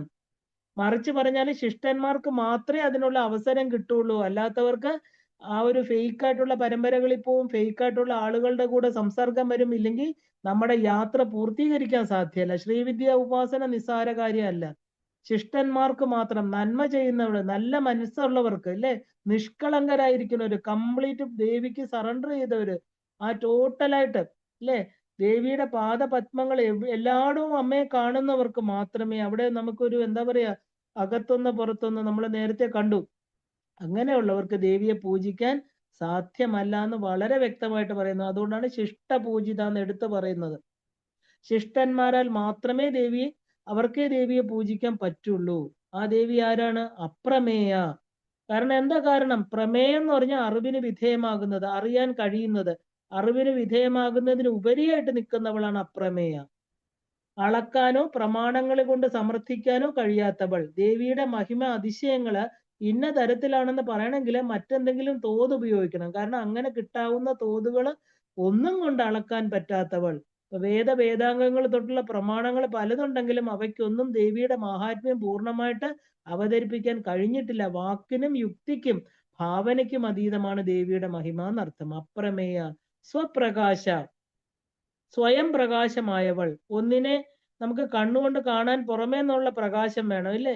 അമ്മയെ കാണാനോ അത്തരം പ്രകാശം ആവശ്യമില്ല, പുറമേയുള്ള കണ്ണും വേണ്ട. എന്താ, നമ്മൾ അകത്തോട്ട് നോക്കിയാൽ മതി. അന്തർമുഖ സമാരാധ്യ ബഹുർമുഖ സുദുർലഭ. അപ്പൊ നേത്രങ്ങൾ വേണം നമുക്ക്, അകത്ത് കണ്ണുകൾ വേണം. എന്താ അത്? ജ്ഞാനമാകുന്ന കണ്ണുകൾ ഇല്ലേ? ആ അന്തർമുഖത്വം ഉണ്ടെങ്കിൽ മാത്രമേ നമ്മുടെ ഹൃദയ ഗുഹയിലിരിക്കുന്ന ദേവിയെ നമുക്ക് കാണാൻ പറ്റുള്ളൂ. ഉറപ്പായിട്ടും പറയുകയാണ്. കാരണം സ്വപ്രകാശമായവളാണ്, സ്വയം ജ്യോതിയായവളാണ്. മറ്റ് ദേവന്മാർക്കും ബ്രഹ്മാവിഷ്ണു മഹേശാദികൾക്കും ജ്യോതി സ്വരൂപികളാണെങ്കിലും അവരുടെ തേജസ് ചിത് സ്വരൂപിണിയായിരിക്കുന്ന ലളിതാംബികയിൽ നിന്ന് ലഭിച്ചതാണ്. ദേവിക്ക് ഇല്ലെങ്കിൽ അവരെന്തായിരുന്നു?